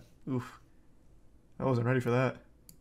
Hugbox, Travis, Connor Eats Pants, and C-Scoop. I hope I pronounced all of those right. I am so used to calling Ted Nevison Ted Nevision, but I get corrected a lot. It seemed like nothing could go wrong for this friend group, and especially the leader, Call Me Carson. But on January 4th, 2021, a video was uploaded to Drama Alert, of all places, with the title, Call Me Carson's Serious Allegations, Lunch Club Interview. In this video, Lunch Club members Hugbox and Travis explained that Carson has been having inappropriate conversations with underage fans. This included the exchangement of lewd images as well. This information was told to them by Carson himself. That same day, a Twitter user whose information I'll be blurring out said this on Twitter. I can personally come out and say that I've been groomed by Carson. I have talked to many people and never came out about this since now. At the time, I was still 17 and in high school. Here's a few things he said to me. Alright guys, I hate reading word for word, especially when they're a little bit inappropriate. Let's get into this. I'm scared and I want to talk to you for the wrong reasons. Elaborate? What if I only want to talk to you for the sexual part of it? I don't want that, but like, I'm worried about it. What if subconsciously I'm only talking to you because it turns me on or something? Is that really what you want? What other options are there? Also, what would you want to happen? I don't know. All I know is every time I jack off now, I have a really hard time not thinking of you. I guess my brain got stimulated and now reading anything more, you know? Sorry, like any sexual texts are always so fucking cringe. And next time you're horny, we can have some fun. Yeah, this whole situation was super you know?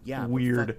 Like the whole 1917 stuff. Like this is all my fault. Damn. But then like the people closest to Carson said it's more than that, so this whole thing was such a weird mess. I'm not gonna lie, I'm scared of getting your hopes up or something. I'm willing to try, but it's such a bad idea. But so is sexting you. Fuck. Carson later revealed in his Discord that the texts were real. Long story short, when I was 19, I sexted a couple of viewers that were 17. Extremely regrettable and incredibly embarrassing. Felt guilty since. Apologized to them both and resolved it privately last year. Then Keem got a hold of it like 2 days ago. At the time, the girl was 17 and Carson was 19 years old. Though a 2-year age gap isn't anything to glance about, I guess people did because, one, this is a famous YouTuber and it's easy to like nitpick anything a famous person does. 2, even though the age of consent in the majority of the United States is 16, talking to people that are under 18 on the internet is like a well-known no-no thing to do, especially if you're famous. And 3, people argued that there was a power dynamic, which honestly is something I do agree with. I mean, think about it. If you're a big YouTuber, your fans already see you as a god. So asking them for pictures might just make them feel like they're forced to because they don't want to let down their favorite YouTuber, right? Anyway, Carson lost followers, friends, and basically everything. He stopped uploading, stopped streaming. No, the hurricane missed Tampa for the most part. Whenever he did tweet, he would like quickly delete it. It was like this for 7 months until a video titled Moving Forward was uploaded by him. This specifically was August 25th, 2021. In this video, he doesn't discuss the situation at all. He says he doesn't want to make more drama and instead promotes the fact that he's going to be donating 100% of his earnings to charity. Hey guys, it's been a while. This isn't going to be your average YouTuber apology video, and I'm not going to make it long and drawn out. I've learned a lot this past year. I'm not seeking forgiveness, nor am I looking to make excuses. I'm sure some of you are expecting some long drawn out video explaining my truth of the situation, but I have no intentions of doing that. I'd much rather just tell you what I can do in the future. For the next year, I plan to donate 100% of my profits to charity. And since that day, he's uploaded 7 more videos onto his channel, and his views clearly don't match to those before the situation. So yeah, Carson is back, but with not nearly the same amount of love he once used to have. In fact, he gets hate. I forgot that he was doing that for the charity stuff. I mean, there are definitely trolls that just don't like him, but I think this is a perfect time to move on. Guys, I want to give a quick update to the whole Call Me Carson. Oh, well, actually, you might answer the question I'm about to ask. Situation. As you guys know, there's been a bunch of Twitch drama recently, and Hugbox actually wanted to add on to that. I won't say it like that, but I'll just say he did add on to the drama, though I didn't see anyone talk about this. Just happened to stumble across it while doing my research. So here's Hugbox's Twitter, and Hugbox actually made a twit longer with the title Game Over. This got almost 5,000 likes. Like, I would say it got some attraction. I have no idea how I did not hear about this at all. But the twit longer is it's a lengthy read. It's a very lengthy read. but I'll just give you guys the important sentences. I'm gonna try to explain the relevant events of the last couple years in the most concise way possible. This was always written off as drama when I try to talk about it, but I only spoke of it because it really bothered me and I cared. It's not easy to be threatened with legal action when you're just trying to tell people what's going down. That's why my tweets were always so cryptic. I'm not a clout chaser. I haven't even made money over the last several years, only alienated my audience since I started talking about this stuff, and at this point want absolutely nothing to do with the internet. We'll start with the Carson thing. I read this and this guy tries to make this whole thing about himself. I vaguely heard about this. I will say off rip, him saying I'm not a clout chaser but calling this game over is kind of contradictory. That just immediately rubs me the wrong way.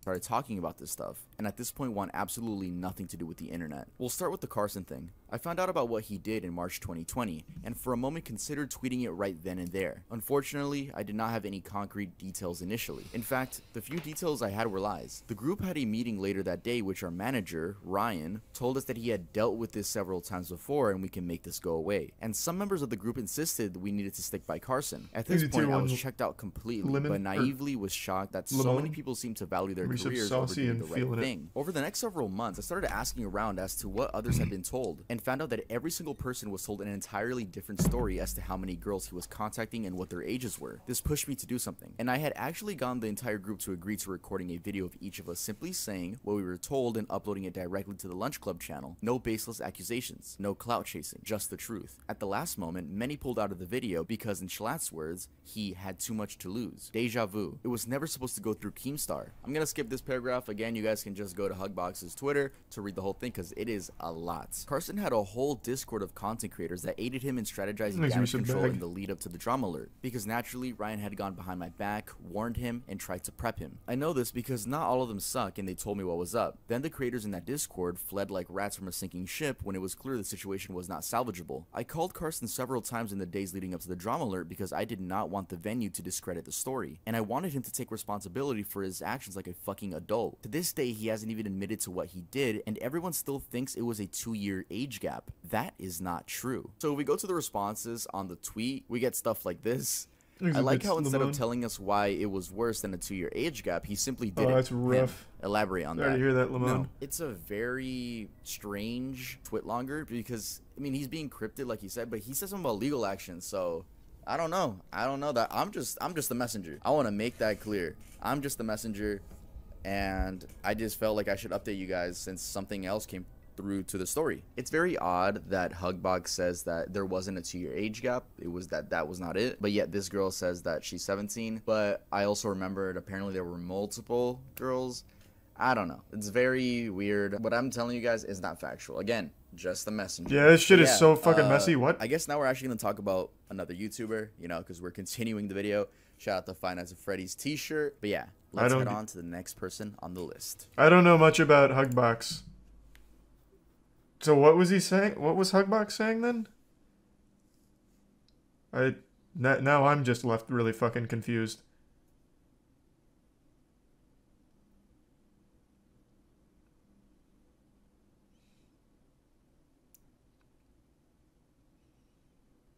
Thanks to the bits, Vintage. Yeah, I haven't seen too much from it though, Vintage. Not since we first looked at it, but I am keeping my eye on it. So wasn't a whole lot of new stuff in the twit longer. Okay. All right. Okay. FaZe K and FaZe Jarvis. Oh, these are huge. FaZe Jarvis posted a video cheating in Fortnite. He was like, I'm trying out an aimbot in Fortnite for content. Got permabanned. Cried. FaZe K saved the kids. Kicked out of FaZe, cried. And began as a Call of Duty sniping team. Members would achieve impressive clips only using sniper rifles and later create montages which would be uploaded onto YouTube. When FaZe Clan started out, they were all just kids in high school enjoying the most played game at the time. By 2012, the YouTube channel had hit 1 million subscribers and it was the thing to know about FaZe Clan if you played Call of Duty. Everyone and their mom wanted to join FaZe Clan at one point. I wanted to join FaZe. 2014 to 2016 is when I would say FaZe truly peaked. This was when the main members of FaZe all moved into a house in New York and called that the FaZe house. Many many fans still say this was the best era to be a fan of FaZe. And FaZe hasn't stopped growing at all. They even have esports teams in every major video game. They also recruit athletes, and not to mention that their main focus is still Call of Duty, with members such as Swag. It's not their main focus. Call of Duty. Also, I can't. Nah, they're much bigger than that now. The best member, FaZe Jev. Yo, Jev, if you're watching this, I just want to let you know you're a huge inspiration to me, and thank you so much for always being you. Anyway, let's first talk about FaZe K, who joined FaZe in 2013. This was thanks to his sniping skills. He would upload gaming content and occasionally have his younger brother Jarvis join in on videos. What's going on, guys? This is FaZe K, and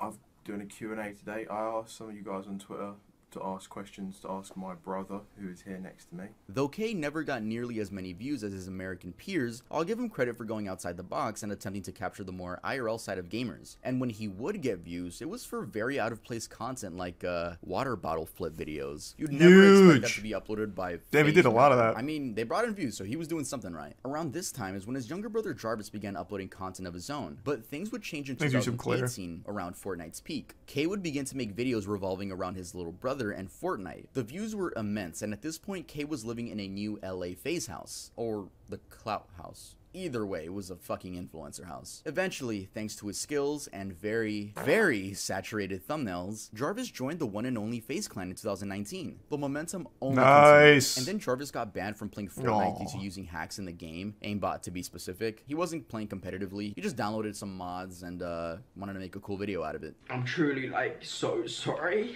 Epic, I know I have to take accountability for my actions, and you know I'm gonna do my best to accept any punishment or like comes my way, whatever happens. Epic Games decided to make an example out of him and banned him from He's still the banned, right? No, this doesn't mean that when he goes to his friend's house and picks up the controller, the FBI just breaks down the fucking door and arrests him. Spicy. It just meant that if he made any new accounts publicly, they would all just automatically get banned. This also meant Jarvis had to switch content. He basically became It's just such a stupid idea. Like, I don't remember how old he was when he did it. I think he was probably like 18 or something. But what a dumb fucking idea. I'm going to knowingly cheat in this game for a video. Like, I don't know what you would possibly expect to happen from that. It's so... Like, I feel like almost bad. Because to be so stupid to think it's a good idea, like it's... I don't know. Still, very, very dumb.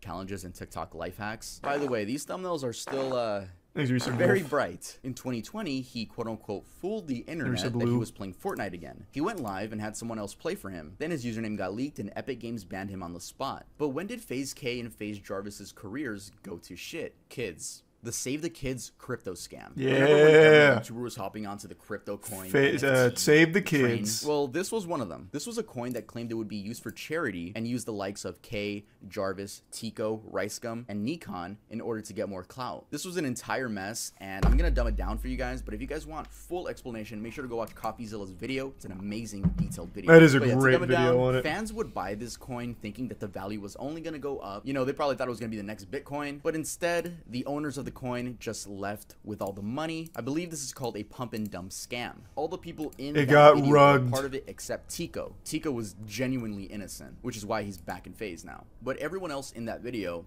yeah, they got a lot of money from the fans that were trying to support this charity. Due to this, K was kicked from FaZe, and Jarvis, Nikon, and Tico were suspended until further notice. He's some tacos. Well, he's Ricegum. He wasn't a part of like any team or anything. He's just himself. So this is where K's career started going downhill. I mean, why wouldn't it? Who wants to support a scammer? Then K came out saying that the mastermind behind all of this was Sam Pepper. Yeah, the dude with Black Ops 3 dark matter for hair. This response wasn't really taken that well, and his views dipped right Probably really was Sam Pepper, but you're also a fucking idiot for doing anything with Sam Pepper. It's your fault.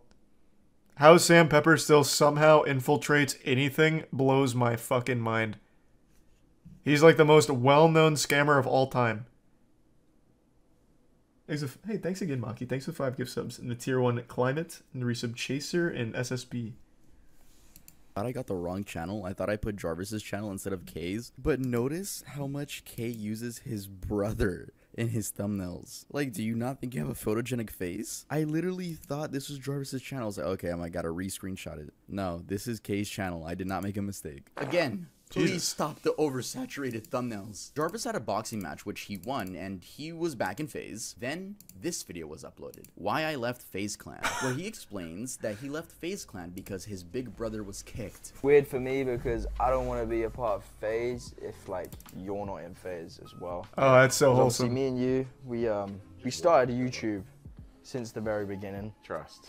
All of this happened because of you and you pushing me to like make videos, start vlogging, give some start beaches and the streaming. It really all happened give because some Claire. you pushed me to do it. Aww, Tier 1 so Swoosh sweet. and Tier 1 Except Carla. Not really, because this is when Jarvis would begin uploading less frequently and get less views. And no, YouTube Shorts don't count because those views are from randoms, not your fans. I forgot to mention that they have another channel called Jarvis and K, where nice. they do upload more frequently, but the views aren't there either. And for some reason, while watching their videos, I feel like they're always finding a way to diss FaZe. 7 months ago, I left FaZe Clan, and after watching these TikToks, I think I made the right decision.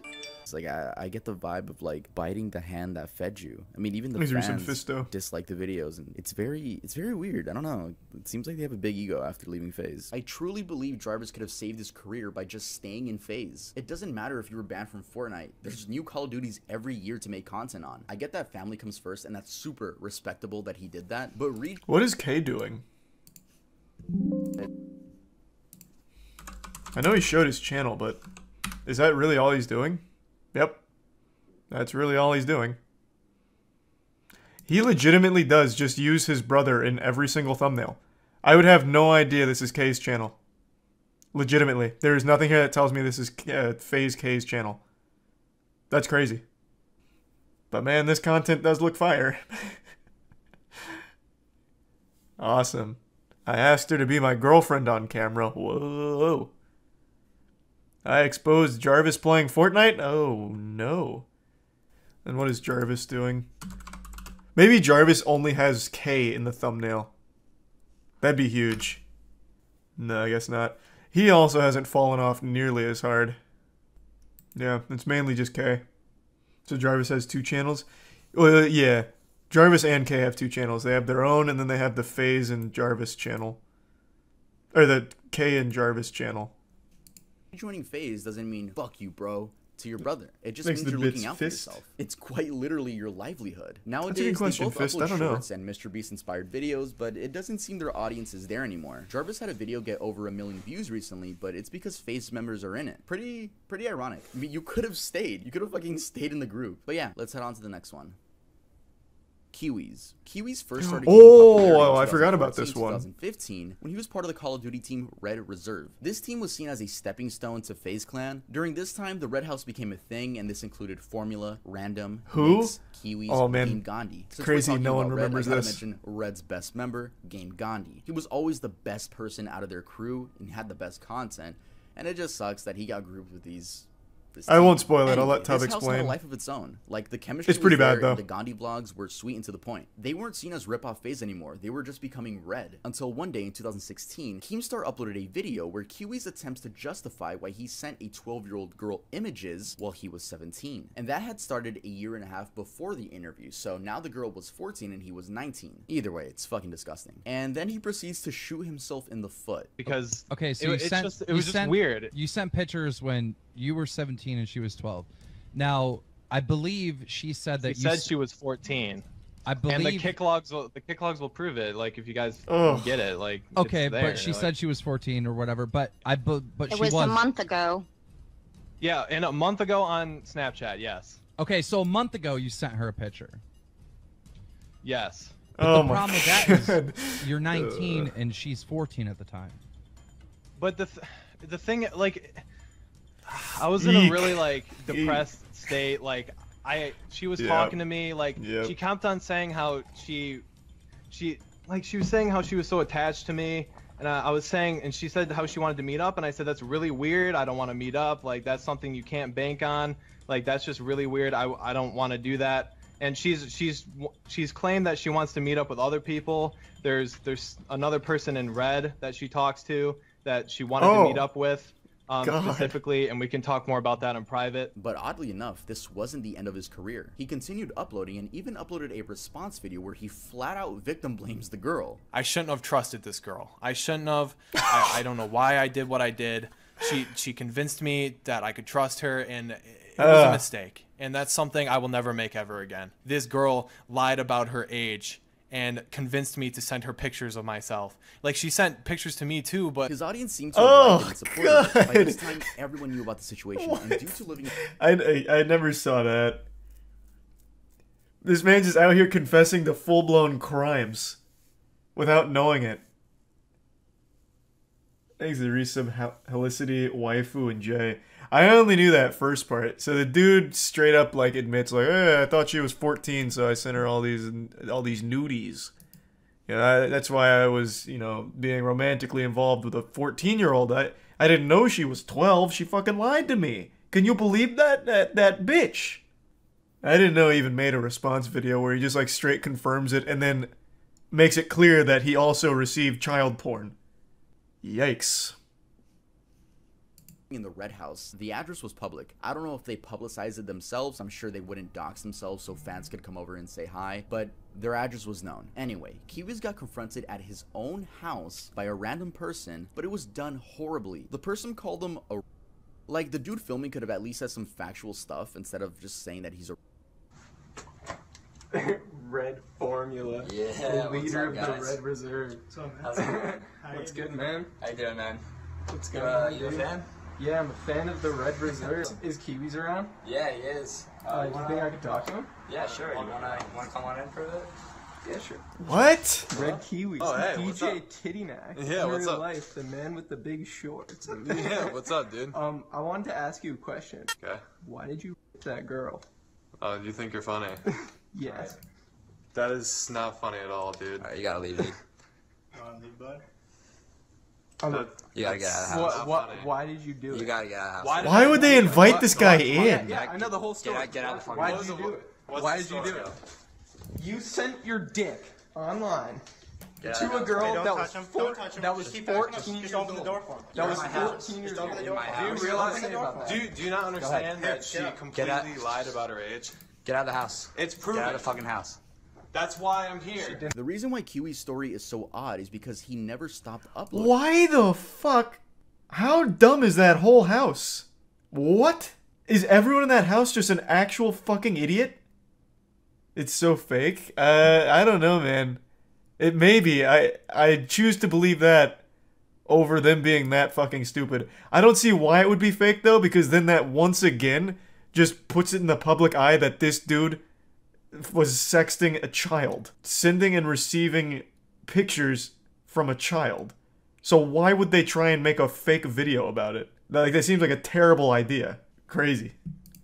He even peaked in 2018, 2 years after that situation. This is, of course, with the help of overly saturated Fortnite thumbnails.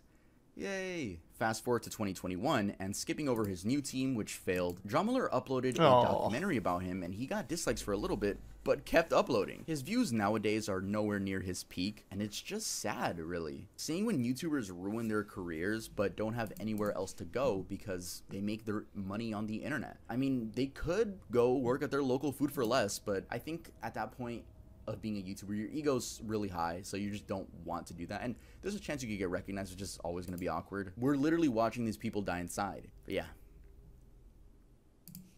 Alright guys, thanks so much for watching the video. I just want to say I don't condone the harassment of any of these people. I don't want my subscribers to be those subscribers that go to these pages and leave hate comments. Don't do that. Let's just watch from the sidelines, chill out. But looking at all these names, the only person I would say really didn't do anything wrong, just made like I guess a bad decision, was Jarvis. I don't think he did anything to get canceled for it. Yeah, his was very stupid. He cheated in a game, and the game happened to be his cash cow. I agree. Out of everyone on this list, Jarvis was like the most like trivial, the most innocent. He cheated in Fortnite because he's a fucking idiot, and he got banned for it, which cost him like his career as a Fortnite creator. But he's still doing fine. Oh, actually, no, he was in Save the Kids. Actually, I forgot. I actually totally forgot he was in Save the Kids. Never mind. It's crazy. Every time I hear Save the Kids, I only think of FaZe K. Yeah, never mind. I totally forgot that he was also part of Save the Kids. on Fortnite, and he chose his brother over FaZe Clan, which I think was the wrong decision. Yeah, just wanted to make that clear. Leave a like, make sure to subscribe to the channel, and make sure to go to earldoesn'texist.com to get yourself some new Earl clothing and use code BACKTOSCHOOL for, I don't even know how much % off. It's on the screen. Yeah, music video coming out soon. The name of that song is Overdose, and that'll be part of my 9 to 10 track EP. There will be a whole movie on this channel, so I can't wait for you guys to see that. I'm so excited. Sorry for missing an upload. I was recording the music video for that. So follow me on TikTok, follow me on Twitter, follow me on Instagram. All the ads were right there. Specifically TikTok, like I hate when I pop up in people's For You page and they're like, "Oh my god, you have it?" Yes, I have all social medias, bro. He's using Lud and Schlatt's music. I'm gonna go have sex with your mom, and I'll see you guys next time I upload. You're right, actually. That wasn't that. Yeah, this is 8 hours old, so I actually think that was Lud and Schlatt's Music Emporium. So is Kiwi still uploading? Holy fuck. I got you. Yeah, that's further evidence. Unless you're like literally thrown in jail. If you just ignore it and keep posting, you'll be alright. Goddamn. He doesn't get nearly the views he used to, but I mean that's still enough to make a living off of. What about Mini Lad? Yeah, his is the same deal. We already talked about that one. He doesn't get the views he used to, but still enough to make a living. What did Mini Lad do? Oh, that's another huge story. I don't even know where to begin. Christ. That one I'd say just look that one up on your own time and set aside a couple hours to get the whole gist of it. The new tub video. Yeah, someone told me it's about the most evil musicians, and he left out Ian Watkins. Which is interesting. I'm imagining he did that because it's been covered a lot now. Would be my guess. So he's probably looking for other ones that most people don't know. Hey guys, welcome back to another video. Today I'll check them out. I'll see what musicians made the cut. There is in fact no Danny DeVito in the back. Not forever. Just for this video and maybe the next one. But yeah, we got a Christmas tree. Woo, festive. Also, my album Ear Candy comes out next month. We're getting closer. We're getting closer. Finally gonna give you guys a package. You guys don't have to listen to Cherry Soda on repeat anymore. But yeah, like I've said before, there will be an Ear Candy album movie here on this channel. It'll premiere live. And the album cover is officially released. Drum roll, please. Thanks for Prime Princess.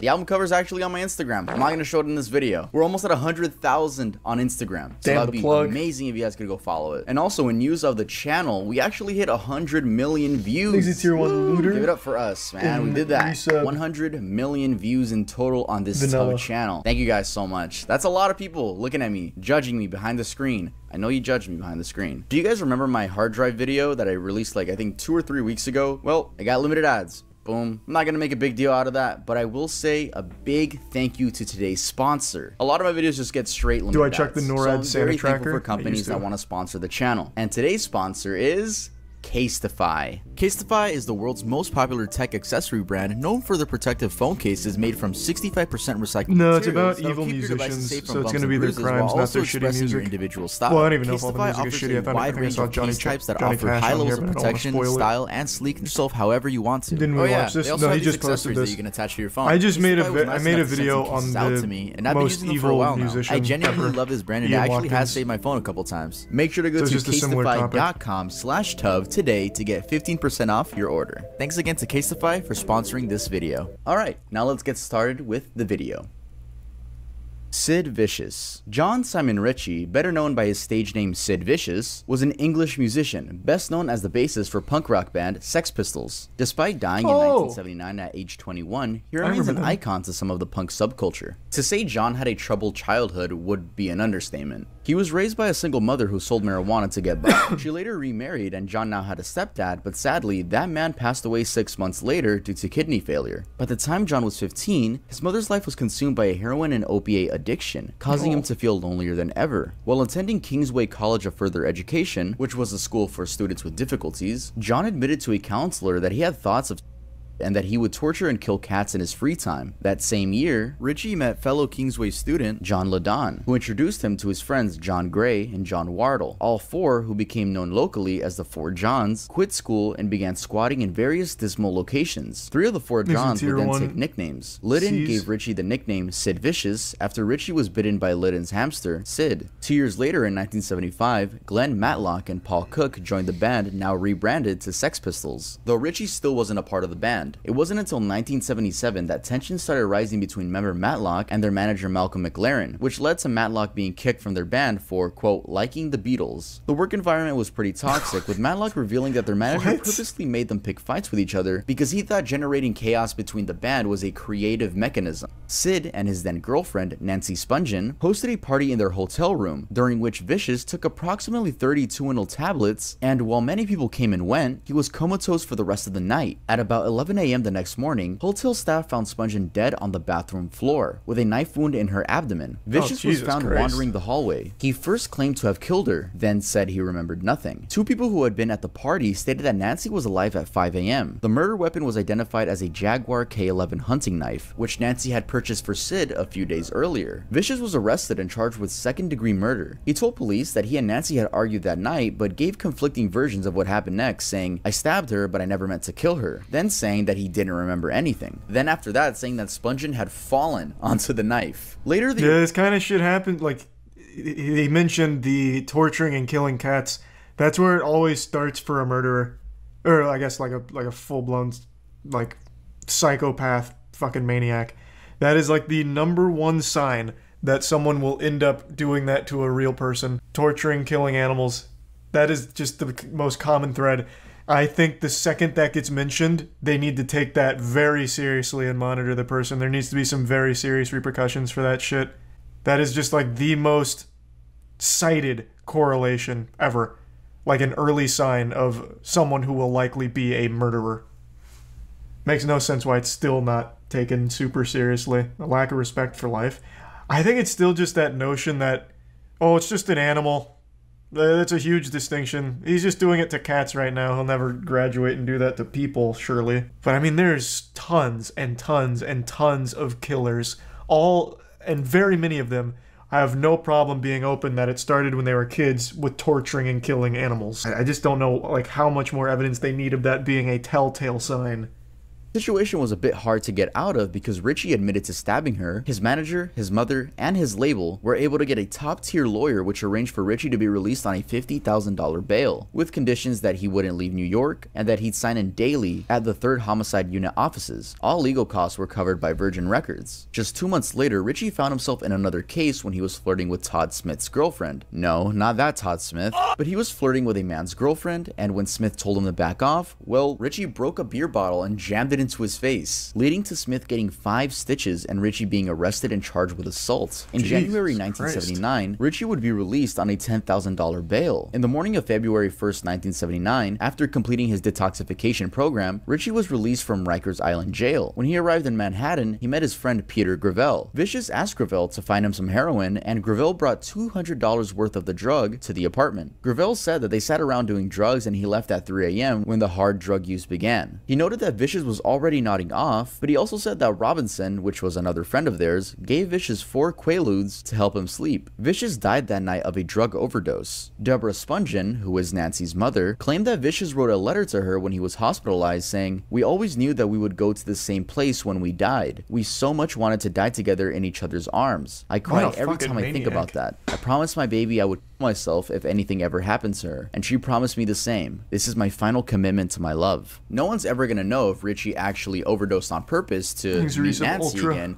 or if he genuinely accidentally overdosed. Chuck Berry. Charles Edward Anderson Berry was an American singer, songwriter, and guitarist who pioneered rock and roll. Nicknamed the father of rock and roll, he refined and developed rhythm and blues into major elements that made rock and roll distinctive with songs such as Maybelline, Roll Over Beethoven, Rock and Roll Music, and Johnny B. Good, which was featured on the classic Back to the Future. Writing lyrics that I'll be honest, the main thing I know Chuck Berry for is that performance with John Lennon where Yoko starts banging a drum and making outrageous noises into a mic and he looks extremely shocked and uncomfortable.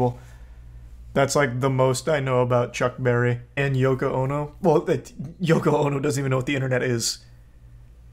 Yoko Ono still does that shtick. She's lived her whole life around this idea that people like to hear her make goofy noises. I will never forget that, I think it was 2016, 2015. She went to like an art museum and had her own exhibit where she just grabs a mic and goes,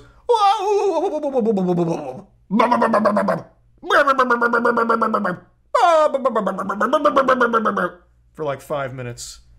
Yoko doesn't know what the fuck the internet is. peak fame when Charles was 61 in 1987, he was charged with assaulting a woman at New York's Gramercy Park Hotel. He was accused of causing lacerations to the mouth requiring 5 stitches, 2 loose teeth, and contusions of the face. He pleaded guilty to a lesser charge of harassment and paid a $250 fine. 3 years later in 1990, he was sued by several women who claimed that he had installed a video camera in the bathroom of his restaurant. Barry claimed that he had the camera installed to catch a worker who was suspected of stealing from the restaurant. Although his guilt was never proven in court, Barry opted for a class action settlement. One of his biographers, Bruce Pegg, estimated that it cost Barry over $1.2 million plus legal fees. His lawyers claimed that he had been a victim of conspiracy to profit from his wealth. Reportedly, a police raid on his house found intimate videotapes of women, one of whom was apparently a minor. Also found in the raid were 62 grams of marijuana. Felony drug and abuse charges were filed, and the abuse charges were eventually dropped, and Barry agreed to plead guilty to misdemeanor possession of marijuana. He was given a 6-month suspended jail sentence, placed on 2 years unsupervised probation, and was ordered to donate $5,000 to a local hospital. Still don't know why the abuse charges were dropped, even though there was apparently a video. Later videos Barry recorded of himself urinating on a woman, and another of her defecating on him would surface. And one of the— Wait, this guy was like the original R. Kelly pisser. He recorded a video of him pissing on a woman like 10 years before R. Kelly did. Maybe R. Kelly was inspired? Interesting. The defecating, I don't think R. Kelly ever did. I don't think he ever got shit on by a woman. Well, he may have. I have no fucking idea. But that was never in any of the court documents. So he didn't want to go full Chuck Berry. It was a half measure. Thanks to the tier 1 sergeant and the 5 gift subs destroyer. Thank you, destroyer. And the prime grit and resub brain. John McAfee. Yeah, I still don't know if that one's true, but I still just love the mythos around that. It was rumored that John McAfee would hire prostitutes to sit in this special swing he made that had the ass cut out of it so that way he could lay under it and they'd shit on him. That was a kind of wild theory. Don't know if it's true. There's a lot of mystique around the life of John McAfee. There's really no telling for sure what's real and what's fake. I don't remember if we asked him that on the podcast or not. I don't think so. This is old lore. Yeah. Someone just brought up John McAfee. So I was just explaining why. You asked about the whale thing. Yeah, we asked him if he actually had sex with a whale, which he denies. But I don't remember us asking about a shit fetish. Videos is it's on Reddit. Doesn't show that much, but you can hear a Chuck Berry fart and then ask, "Did I fart in your face?" Not gonna play the audio. Oh, what? It's pretty odd and wild stuff. Nonetheless, you can't tease me with that, Tub. What? Say that again. Face on Reddit doesn't show woman, and another of her defecating on him would surface. And one of those videos is it's on Reddit. Doesn't show that much, but you can hear a Chuck Berry fart and then ask, "Did I fart in your face?" Not gonna play the audio, but it's pretty odd and wild stuff. Nonetheless, the dude was a fucking Okay, hold on. Just pulling that up.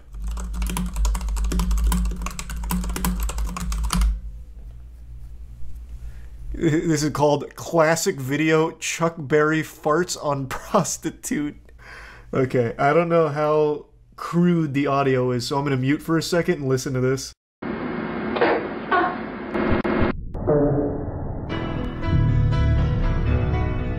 That was a lot cooler than I thought it was going to be, too. It's not muted. Well, you're welcome then. How about that? That was hype. The video had like his legs over his head. It was like the fart was aimed at her face. Fucking weirdo bad guy though. Interesting fart though. Creep. And he died on my birthday, March 18th, 2017. He died due to a cardiac arrest. It's so annoying that his music is built in all Teslas on their little Christmas mode. Hey Elon, this dude was a full-on predator.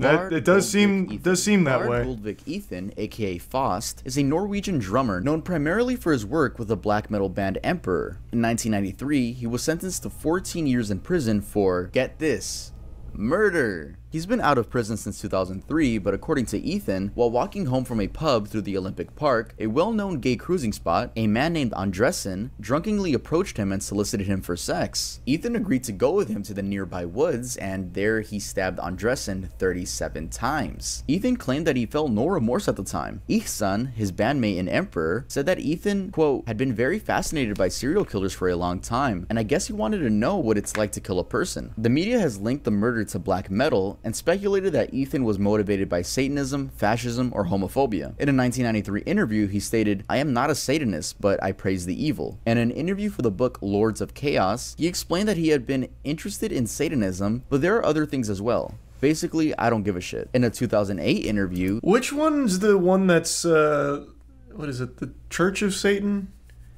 I don't remember. One of those that's called Satanism or something to do with Satan is actually just kind of about, like, loving yourself or some shit. I don't think it's this one. Whatever this guy's talking about. But which one is that? Oh, the Satanic Temple. Ah, okay. The Satanic Temple. Yeah, because that one is apparently just all about, like, self-love and not worrying about, like, greater powers. Something like that. Thanks to resub Milky and Pupil. Ethan said, "I was never a Satanist or a fascist in any way." In a 2012 interview, he said, "I never had any racist or homophobic views." Gal, who was an openly gay member of the Norwegian black metal scene, said that Ethan was the first person to send him a message of support when he came out. Police initially had no suspects, and Ethan remained free for about a year. However, he told Oystein Euronymous Arseth, Varg Vikernes, and a few others what he had done. Damn, those names are crazy. Oystein murder in 1993, which we will talk about next, Ethan was arrested and confessed to killing Andressen. In 1994, he was sentenced to 14 years imprisonment, but was released due to good behavior in 2003 after serving 9 years and 4 months. Isn't that wild? Murder is still something that you can just serve your time and come back from. I guess maybe there was some level of rehab at that particular prison. That'd have to be some fucking crazy rehab. Guy just randomly murders someone. I don't really know how you solve that problem. But then there's people that have marijuana charges that will never see the light of day again. Apparently marijuana is something you can never rehab out of. Isn't that fucking crazy? Yeah, true. I guess maybe it's just something with the prison system over there that's different here. I don't know. Still, though, I just find that to just be very sad.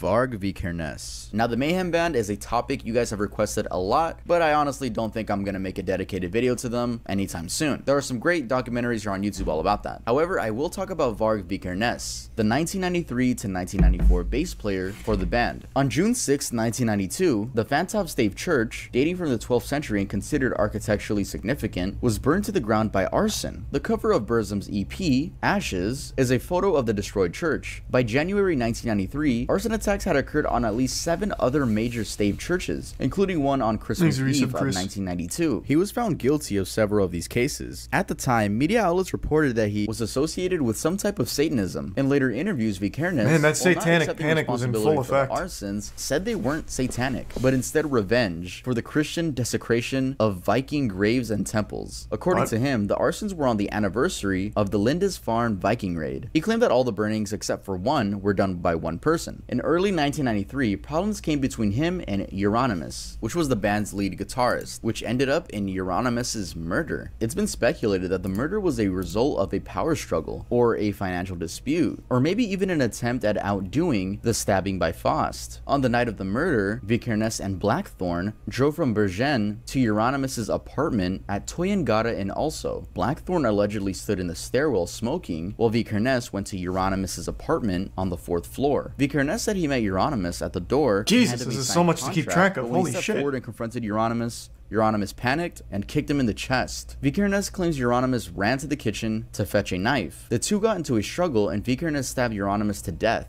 His body was found in the stairwell on the 1st floor with 23 stab wounds, 2 to the head, 5 to the sounds neck, like self-defense to me. The back. After the murder, Vikernes and Blackthorn drove back to Bergen. On the way, they stopped at a lake where Vikernes disposed of his blood-stained clothes. Vikernes was arrested on August 19, 1993 in Bergen. The police found 150 kilograms of explosives and 3,000 rounds of ammunition in his home. On May 16, 1994, Vikernes was sentenced to 21 years in prison, Norway's maximum penalty. The murder of Euronymous, the arson of 3 churches, the attempted arson of a 4th church, and for the theft and storage of 150 kilograms of explosives. Though Vikernes only confessed to the theft and storage of the explosives, 2 churches were set on fire the day he was sentenced. Vikernes continued with his band Burzum, which included 1 other member, Samath, after his release. He released 3 further black metal albums, Bellis in 2010, Fallen in 2011, and Skiptar in 2012, and a compilation of re-recorded songs. In the years following his release from prison, Vikernes became an active video blogger on his YouTube channel, which was called Thulian Perspective, but YouTube removed his channel from the platform in June 2019. But by that point, the channel had 250,000 subscribers. So there's a chance if he redeemed the 100,000 subscriber play button, that YouTube gave a murderer a play button. I'm talking about a murderer that already killed someone. Not like a YouTuber that ended up killing someone. Like, they rewarded a murderer with a 100k play button. Varg Vikernes, født 11.2.73, dømmes til en straff av fengsel I 21 år. Well, that's Johnny 2 Cash. People here that are now out after murdering somebody. Huge. Wow. Johnny Cash was an American country singer-songwriter. Much of Cash's music contained themes of sorrow, moral tribulation, and redemption, especially in the later stages of his career. He was known for his deep, calming voice, kinda like me. In Los Angeles in the summer of 1965, Johnny Cash was living in the wilderness of Southern California. Was that a G-flat? He sparked a wildfire with his overheated truck. It blazed through more than 500 acres and threatened the lives of endangered condors. This took the lives of 49 condors, and there were only 53 condors in that entire forest. Sad, because in 1987, the California condor was officially declared extinct in the wild, and it's safe to assume Johnny Cash had a lot to do with it. When asked by a judge if he started the fire, he said, "My truck did, and it's dead." So you can't question it. He ended up settling the case for $82,000, or about $500,000 in today's dollars. When held legally responsible by investigators, Cash made lovely statements such as, "I don't care about your damn yellow buzzards." Yeah, he was definitely feeling pretty remorseful. If you guys are looking for ways to support the channel other than just watching the videos, what a piece of shit! It's already enough. Thank you so much. You can also buy from Johnny the Cash brand. music. The website is I didn't know he was such a douche. And we currently have our Christmas collection. You can follow us over on Instagram as well. Exist. We have a new comic. We upload a lot of comics, so if you wanna go see the Adventures of Earl, you can go check it out. Everything from the Christmas collection will leave on New Year's, so these are very limited. We're never gonna sell these again. Next year it'll be different Christmas collection. These designs are limited. Yeah, if you want to support the channel, if you want to look cool, if you want to get a special gift for a special someone, make sure to shop at Earl Doesn't Exist. Sucks, but it's not murder. Oh, yeah, well, yeah, it's definitely not murder. Make sure to use code EARL20. I mean, I guess it is murder. 49 condors. This will expire on January 1st. Not intentionally, but next topic. Still. Ozzy Osbourne. John Michael Ozzy Osbourne is an English singer, songwriter, and television personality. He rose to prominence during the 1970s as the lead vocalist of the heavy metal band Black Sabbath. On February 19th, 1982, Osbourne had a few too many drinks and ended up stumbling on the street in nothing but his girlfriend's dress. He was in a dress because she hid all his clothing in order so that he wouldn't go out anymore, but Ozzy being Ozzy, he just put on her dress and left. He ended up taking a leak and thought nothing of it, and it was later revealed that Ozzy peed within the Alamo Plaza, not the Alamo itself, but still pretty disrespectful as it's quite literally nicknamed. I actually remember this. It holds this status because it represents the Battle of Alamo, which was a pivotal event in the Texas Revolution following a 13-day battle where Mexican troops reclaimed the mission, killing most of the occupants inside. Police arrested Ozzy, who spent part of the afternoon in a local jail on charges of public intoxication. He was later freed that evening on a $40 bond and performed at the city's Hemisphere Arena Convention Center. This also led to him being banned from playing in San Antonio, Texas for 10 years. Once those 10 years were up, a sober Ozzy came back and gave a proper apology. What? Are they speaking through a waterfall? What is that? DMX. On July 1st, 2004 at 8 p.m., DMX, whose real name was Earl Simmons, and his friend were at the JFK airport, specifically in the parking lot for terminals 1, 2, and 3. Allegedly in a hurry, DMX and his accomplice were becoming irritated with the speed of the car in front of them, so DMX turned on the siren lights of his Ford Expedition. Why he had siren lights? I don't even know. DMX pulled That's so hype though. And keep in mind, the dude was with his wife and his daughter. DMX told the guy that he and his friend were FBI agents and attempted to drag him out of his own car. After failing to do so, DMX returned to his vehicle and crashed through a gate, where he was then arrested by Port Authority police and found with multiple rocks of crack cocaine. DMX and his friend, whose name is Jackie Hudgens, were charged with cocaine possession, criminal impersonation, criminal possession of a weapon, criminal mischief, driving under the influence of drugs or alcohol, also for claiming being a federal agent and attempting to carjack a vehicle. The victim was originally seeking compensation in the amount of $4 million from DMX. DMX's attorney, Rich Cord, spoke on behalf of his client, explaining that the rapper felt he was justified in pulling the victim over and making a citizen's arrest. He went on to say, his vehicle looked like it was a police vehicle, and he believed the victim should have gotten out of the way. When the victim didn't get out of his way, he decided he should pull him over. He read What the fuck? This is the... There's no way this works. It's... First of all, it's illegal to impersonate a police vehicle. You can't even have sirens. What do you mean? Like, that's already a crime. Like, a literal crime. I do love the excuse, though, that he actually wasn't trying to, like, steal their car. It was a citizen's arrest. I like that. That's an interesting angle. I like that one. That's good RP. You can buy sirens but can't use them. I don't even know where the fuck you can get sirens. I thought it was literally illegal to have sirens on top of your car unless you are a police officer. You can't flash red and blues. You can have, of course, like workers' lights and all of that, but you cannot flash red and blues. I think that's literally illegal. Amazon. Well, yeah, I guess you can get like toy ones and slap them up there. It's illegal to do, but you can still install LED lights. Well, yeah, you can still have, like, some kind of lights. I'm saying you cannot be, like, siren. You cannot... I don't even think you can have fucking red or blue headlights for that very reason. Am I right or wrong with that? You cannot flash anything red or blue because you cannot be mistaken for a law enforcement officer. It's illegal.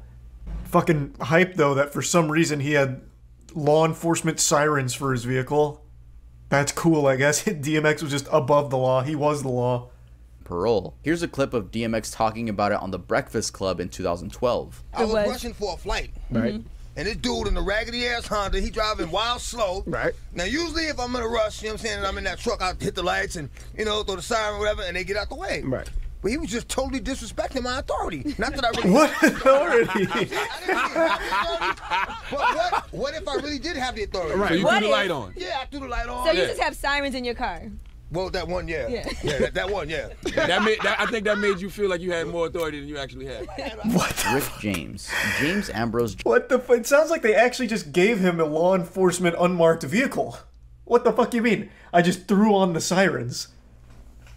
That's so wild. Yeah, I mean, at that point, goddamn, he basically was just like an unsworn-in officer.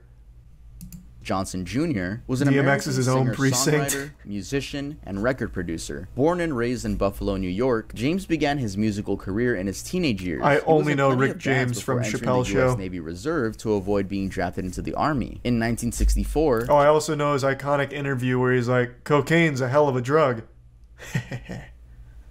That's it. That's all I know about Rick James. What do the 5 fingers say to the face? Slap. And Charlie Murphy. Man, it's been a night of, like, remembering old Chappelle Show moments. That show was so good back in the day. Fuck me. I'm Rick James, bitch.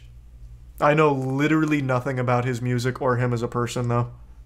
In 1981, James released his most successful album, Street Songs, which included career-defining hits such as Give It To Me Baby and Super Freak. By the Wait, what? Whoa, wait. Rick James is Super Freak? Oh, okay. So I definitely know of his music. I just didn't know it was him that made it. Oh, I had no clue. I love that song. That song went so hard. He was heavily addicted to cocaine and later admitted to spending $7,000 a week on cocaine for 5 years straight. Cocaine's a hell of a drug. On August 2nd, 1991, James and his girlfriend Tanya Hijazi were arrested on charges of holding 24-year-old Frances Ali hostage for up to 6 days, tying her up, forcing her to perform sexual acts, and burning her legs and abdomen with the hot end of a crack cocaine pipe. All of this during a week-long cocaine binge. Ultimately, James untied the victim, and she fled his house, eventually checking in to Cedars-Sinai Medical Center in Los Angeles, where her injuries were brought to the attention of police, and her story unfolded from there. Sadly, many of the allegations made by Ali were not upheld. Due to his strong legal defense team, James managed to avoid life imprisonment after being cleared of the torture charge. You see, this is only one of the many stories when it comes to Rick James being a horrible person. And it didn't seem like Rick James was apologetic, as when another one of his victims was recounting what she went through with him, he was seen audibly snoring in the courthouse. Other stories include minors, which I'd rather not talk about. This is another one of those things that people just seem to not talk about. Oh, holy Frank Sinatra. There is a very famous picture of Francis Albert Sinatra, aka Frank Sinatra. This image is the infamous mugshot photo, and who would have thought that one of the world's best-selling music artists' arrest was, well, for a crime that doesn't even exist anymore. And what was that crime, you may ask? Seduction. This charge was usually applied when a man convinced an unmarried woman of good repute to engage in an inappropriate encounter with him. There was generally a promise of marriage that would never actually come true, thereby ruining the woman's reputation. It was basically when a man would lie to a woman of high standards in order to fuck her, usually promising marriage. In other words, the official crime for all the 1930s busters with Riz. Oh my damn. God. It may actually caught a Giga Chad charge. A 23-year-old Sinatra found himself in that situation, and he was officially arrested and booked for seduction. The charge was eventually dropped, and it was later discovered that the supposedly single woman was in fact married. Later that year, the original charge was revised slightly, and Sinatra was again arrested, this time for adultery. Adultery is legal punishment for cheating on your spouse whom you're married to. It's a really outdated law, which some states are actively trying to get rid of. These states include Alabama, Arizona, Florida, Georgia, Idaho, Illinois, Kansas, Massachusetts, Michigan, Minnesota, Mississippi, New York, North Dakota, Oklahoma, South Carolina, Utah, Virginia, so like all the states. Wisconsin. I mean, this is a pretty lighthearted one on the list. I know the woman still cheated, and I feel bad for whoever her husband was, but imagine if this mugshot was for something way more heinous. Imagine it was like Frank Sinatra mugshot for robbing blind old lady, then pushing her in front of a semi-truck. It just wouldn't feel right. Yeah, I mean, I'm glad it wasn't anything too bad from Frank Sinatra. What an actual wild charge. There was a time where it was illegal to have game. Jesus Christ. Hey, sorry to hear about that, Sinatra. But also, congrats and good work. Elvis Presley. Elvis Aaron Presley was an American singer and actor, dubbed the King of Rock and Roll. He's regarded as one of the most significant cultural figures of the 20th century. His energized interpretations of songs and sexually provocative performance style led him to both great success and initial controversy. He became insanely famous with Heartbreak Hotel, which was his first #1 hit, being released in January 1956, and he quickly became a star. In Joel Williamson's book, Elvis Presley, A Southern Life, he writes about Elvis's life on the road, including his time spent with teenagers. Williamson wrote that while on tour, Elvis preyed on a group of 3 14-year-old girls who would pillow fight, tickle, wrestle, and kiss Elvis, who was 22 at the time. He also met his wife when he was 24.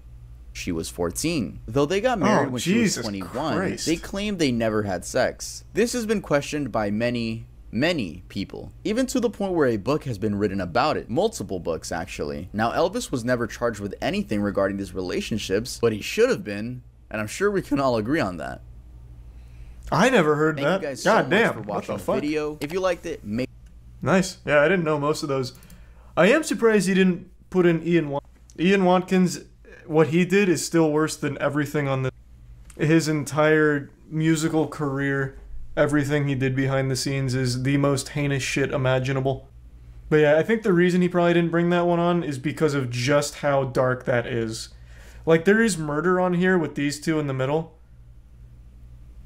But I think Ian Watkins had so much, and all of it is so unbelievably fucked up. Like, the most disgusting things imaginable. that Tuv probably just decided that's a little much for this, would be my guess. Yeah, also no G.G. Allen. The biggest pedophile in music history. His charges include a ton of horrible things. The one that is probably the most shocking that most people know is the attempted rape of a baby. So yeah, I think the reason Tuv didn't include him in this list is because it's a lot. It's a lot.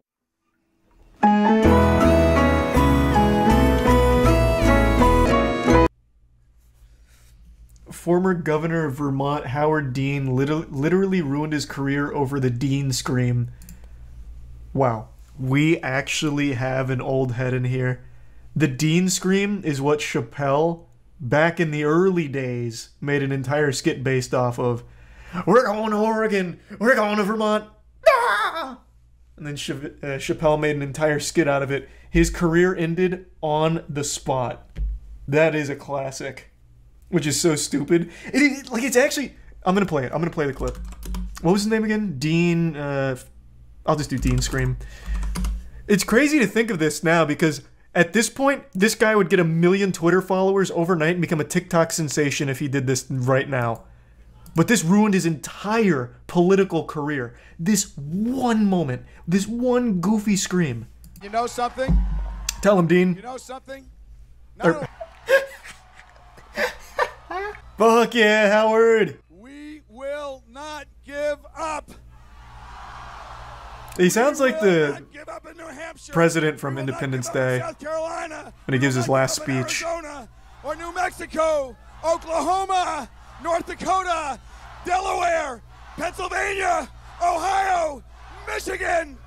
We will not quit now or ever. We want our country back for ordinary Americans. Exit Tier 1 raise. I don't remember this for sure, but I do remember reading that he was actually an extremely liked candidate right up until that moment. I'm going way into the data banks of my brain for that, but I think I remember reading that going into that, people fucking loved him. Like, people fucking loved that guy. But the second he did that silly scream, they threw him to the wolves. That was true? He had a lead in the polls? Okay. Yeah. Like, it is like a WWE performance. Just one and he cooks it up, too. Like, look at him charging it. It's like a spirit bomb. Like the White House! Yeah! Yeah! And then Chappelle kind of just dug the nail in the coffin. He made a whole skit about it. We're going to South. Just kept on with it. This one. Howard Dean finally, God rest his soul, had his political career ended. Just one scream. Ahead of his time, though. Like I said, if he did this today, he would be extremely popular for it, and he'd get a lot of new fans. Is he alive? I don't know. I always just assume when I stop hearing about, like, big celebrities that they're dead. It's a bad habit of mine. I just assume that the reason I stopped hearing about them is because they died. He reprised his speech in 2016, no scream, though. What's the point, then? Here's what I say. I think Howard Dean should get the cobwebs off. You know, get on his dancing shoes again and make a run for it. But this time, invest heavily in the Dean Scream. I think that should be the focal point of all of his campaign rallies. Build his whole brand around that and give it another crack. You could be his running mate. Yeah, I don't want to be his running mate. I'll be his campaign manager. I'll design his appearances. I'll have this man going on like Twitch rivals for games he doesn't even fucking play just to keep saying, yeah. Get Howard Dean in the next Smash tournament? Oh, yeah, have him casting Smash. But then wouldn't he become the breathtaking? No. I think it's a little different with the Dean Scream. I legitimately think he got done so dirty. I don't know why that scream ruined him. Like, I really don't, to be honest. I don't know why people got so upset at the Dean Scream back in 2004. He got done so fucking dirty with that. They sampled the Dean Scream in Breaking Bad. Oh, really? What? When? I don't remember that. In here? We're going to South Dakota! You got one part of that wrong. You stream the raids? Yeah, chat's welcome to join too, as long as you're good. This is not meth.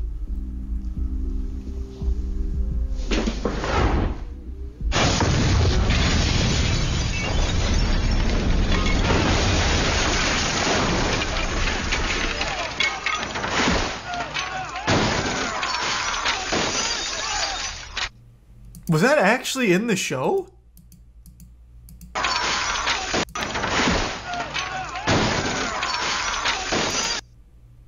Wait, what? That... No shot. This has to be a meme, right? Why? Like, that doesn't even fit here.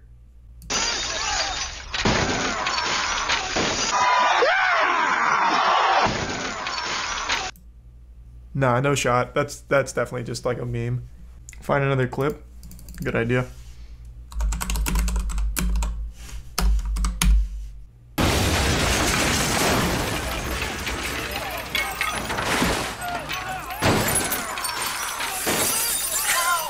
No way! What? Why is that even there? No one's even talking about it. What the fuck is the... What? It wasn't... That had to just be there as a joke. What the fuck? Yeah, it had to just be like a little joke with the crew. Yeah, I mean, it adds fucking nothing to the scene at all. Like, it's just a random sound effect. It's like the whip cracks in Johnny Test. They must have just, like, been, like, laughing about this and threw it in.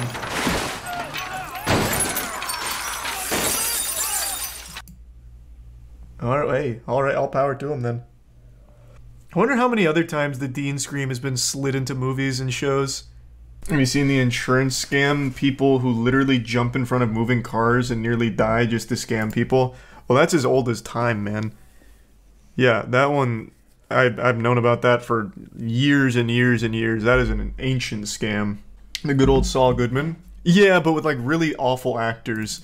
Almost all of those insurance scams are so bad. Like, it is, like, the least effort imaginable. Let's see if there's any I recognize off just the thumbnail. Here we have a rich one. Oh, no, that was a tricky move. Looks like you're overcompensating for something with that wing. Thanks for resub, Fabe and Aurelian and Salad. Here. Oh, how dare they? That was so unprofessional. Oh god. Guys, where is the police brutality when you actually need it, you know? Whoa! I've seen this one. That one I've seen. Yeah. So, go back over there, sit down and I know that one. That one's old. This one's old as shit.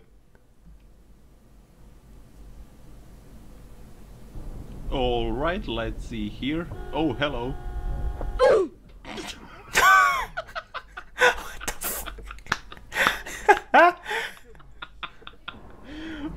What a technique. Wait, what the fuck? That actually probably like broke his whole ass bone. He like actually went for like a full-blown drop kick. I haven't seen that one. That's kind of hype.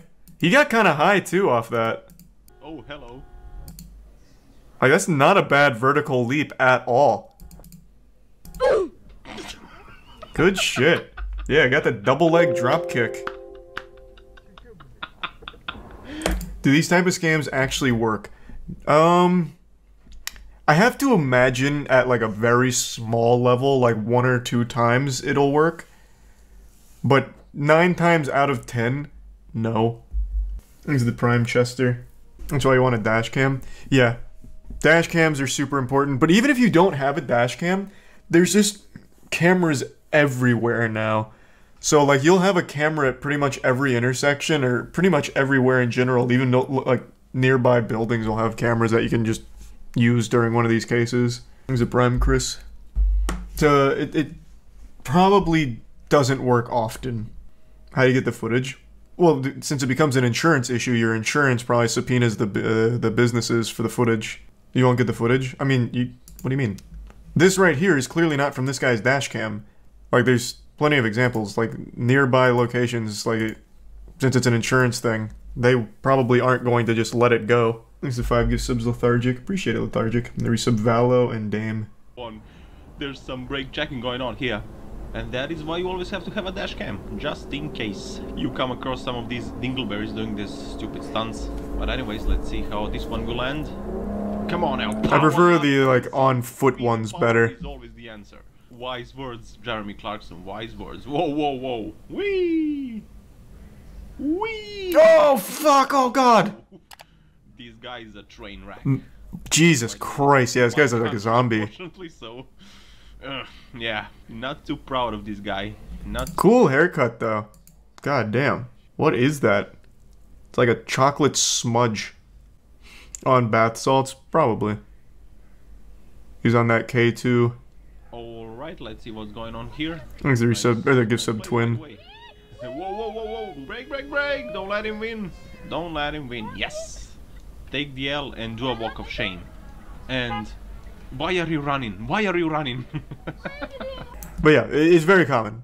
Insurance fraud is a very common scam attempt. It just isn't effective, usually, ever. There has to be someone that has tried to master this. I don't think so. I imagine you only ever try it once. Like when the desperation is overwhelming, you try it once. And I imagine you probably get like seriously injured going for it. Like in the cases where it actually isn't caught on dashcam is what I'm talking about. And then you still lose in the end. Thanks to the resub. Dickley, LD, Machina, Strudio, Arrow, Grilled Cheese, and Chaka. They're serial insurance scammers? Like famous ones? Do you think people have died trying to do a scam like this? Oh, absolutely. Pretty common scam to reverse into someone because rear driver is always at fault unless there is footage it's impossible to prove. Yeah, brake checking. Well, I guess driving in reverse is like the upgraded level of brake checking, but yeah. Thanks to resub Megap. I just have to wonder if it's ever really worth it. Like, I just can't imagine as the insurance scammer you get much out of it. Because you still have to pay fees as well. Like, just to, like, make the fight against the insurance. Like, I just can't imagine you get more than, like, pocket change from one of those cases. Easier than a job, though? Not really. It's a one-time payment that you have to fight for months. When I got into an accident back in, like, 2012, it was a low-speed accident, and the lady sued faking an injury. She had to spend thousands upon thousands of dollars going to a corrupt doctor multiple times in order to sign off on, like, here's her injury. And then by the end of it, like, the case wrapped up as, like, a $10,000 settlement or something. And she probably spent more than that just getting all the paperwork together and then visiting the doctor so many times. Like, you just... I mean, my insurance rate went up, so if it was a fuck you to me, she succeeded there, but, like, she didn't profit, like, at all. Well, it was a very low-speed accident, like, at like, a stop. And I talked to her for, like, 2 hours, and she was joking around. She even called her boyfriend up to come over to hang out. Like, she was totally fine. That she had no injuries whatsoever. And then she even did the classic, like, neck brace thing. What was the thought process behind any of that? Bro, have you never heard of ambulance chasers? Man, am I just that old? Ambulance chasers are like a thing. Just going for a paycheck off of fake injuries and shit? It just sounds so dumb. It is so dumb. Again, like, I just can't imagine you get anything out of it. You usually spend more chasing it than you do when you get a payment or a settlement. Just doesn't make any sense. Aren't ambulance chasers the lawyers who go after those cases? Yeah, but the whole thing is called ambulance chasing. So the people that fake it and the lawyers that pursue it. Not true, you don't spend anything. The doctors and lawyers are usually in on it and split it 3 ways. I don't know all the details of that, but using my case for an example, let's say they did split that $10K 3 ways. She did still have to fight my insurance. Or like herself. Like not even like the lawyer. So she did still have to spend in resources in order to even battle. And if it was getting split 3 ways, that's even less than she gets trickled down. A friend of mine had a corrupt doctor. He didn't even have to go to PT. He signed off on it and got a free 3K from doing something similar. I don't doubt like all that's like accurate. The doctor she went to apparently was known to the insurance company as like a quack who does this shit regularly. You finished Slippin' Jimmy. No, man, I'm not a fucking idiot. Why would I have watched Slippin' Jimmy? You're talking about the cartoon, right? This was apparently a disaster. Like an absolute disaster. I also hate the art style. I can't stand this style. What is this? This was a Better Call Saul spinoff. And man, what a piece of shit. I watched the trailer and that's all I needed to see. Looks like Big Mouth. Yeah, everything is starting to look like Big Mouth. It's the cheapest and fastest animation. So everything's going that way and it's really frustrating. You sound like Martin Scorsese talking about Marvel. Hey, I will die on that hill. I think Big Mouth and all shows like Big Mouth are the worst thing to ever happen to animation. They're not only extremely ugly, they're extremely fucking lazy, and they're unwatchably bad. I will scream that from the mountaintops. BoJack's good though. I would know, what a disservice to BoJack. You really think BoJack looks at all like this? I don't think so. I don't think it's even close.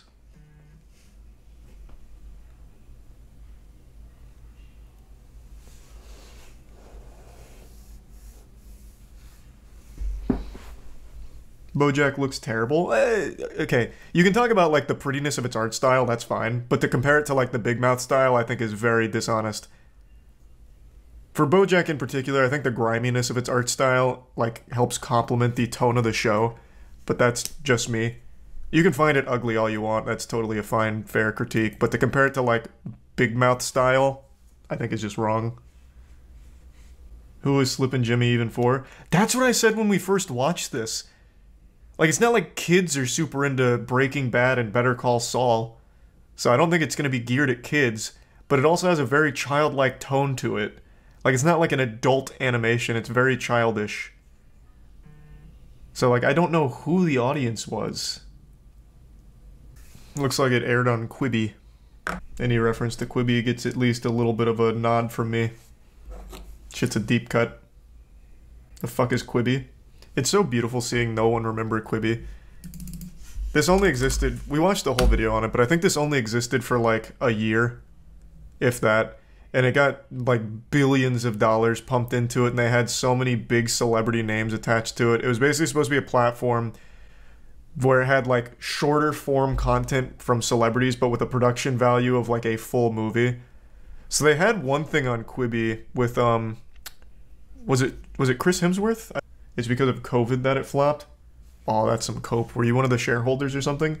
No, this shit was dead on arrival, really. There was no interest from, like, the majority of people. It was just kind of like a misguided platform that didn't really know what its niche would be or what its audience wanted. I'm sure COVID didn't help, but I don't think that's the sole reason for its downfall. Wouldn't COVID have helped? No, because, like I said, their whole thing was like big quality, like high quality, expensive productions, like vertical, short form productions. And since COVID was shutting down productions, they couldn't pump those out. So COVID wouldn't have helped them with creating content. So that would have absolutely been a bit of a hindrance, I imagine. Made a platform for a product no one is interested in. Yep, that was kind of just a big issue. Like, who the fuck wants to see a 30-minute Liam Hemsworth vertical video movie? Like, is this one of those things where it's like, no, there's no real audience for it?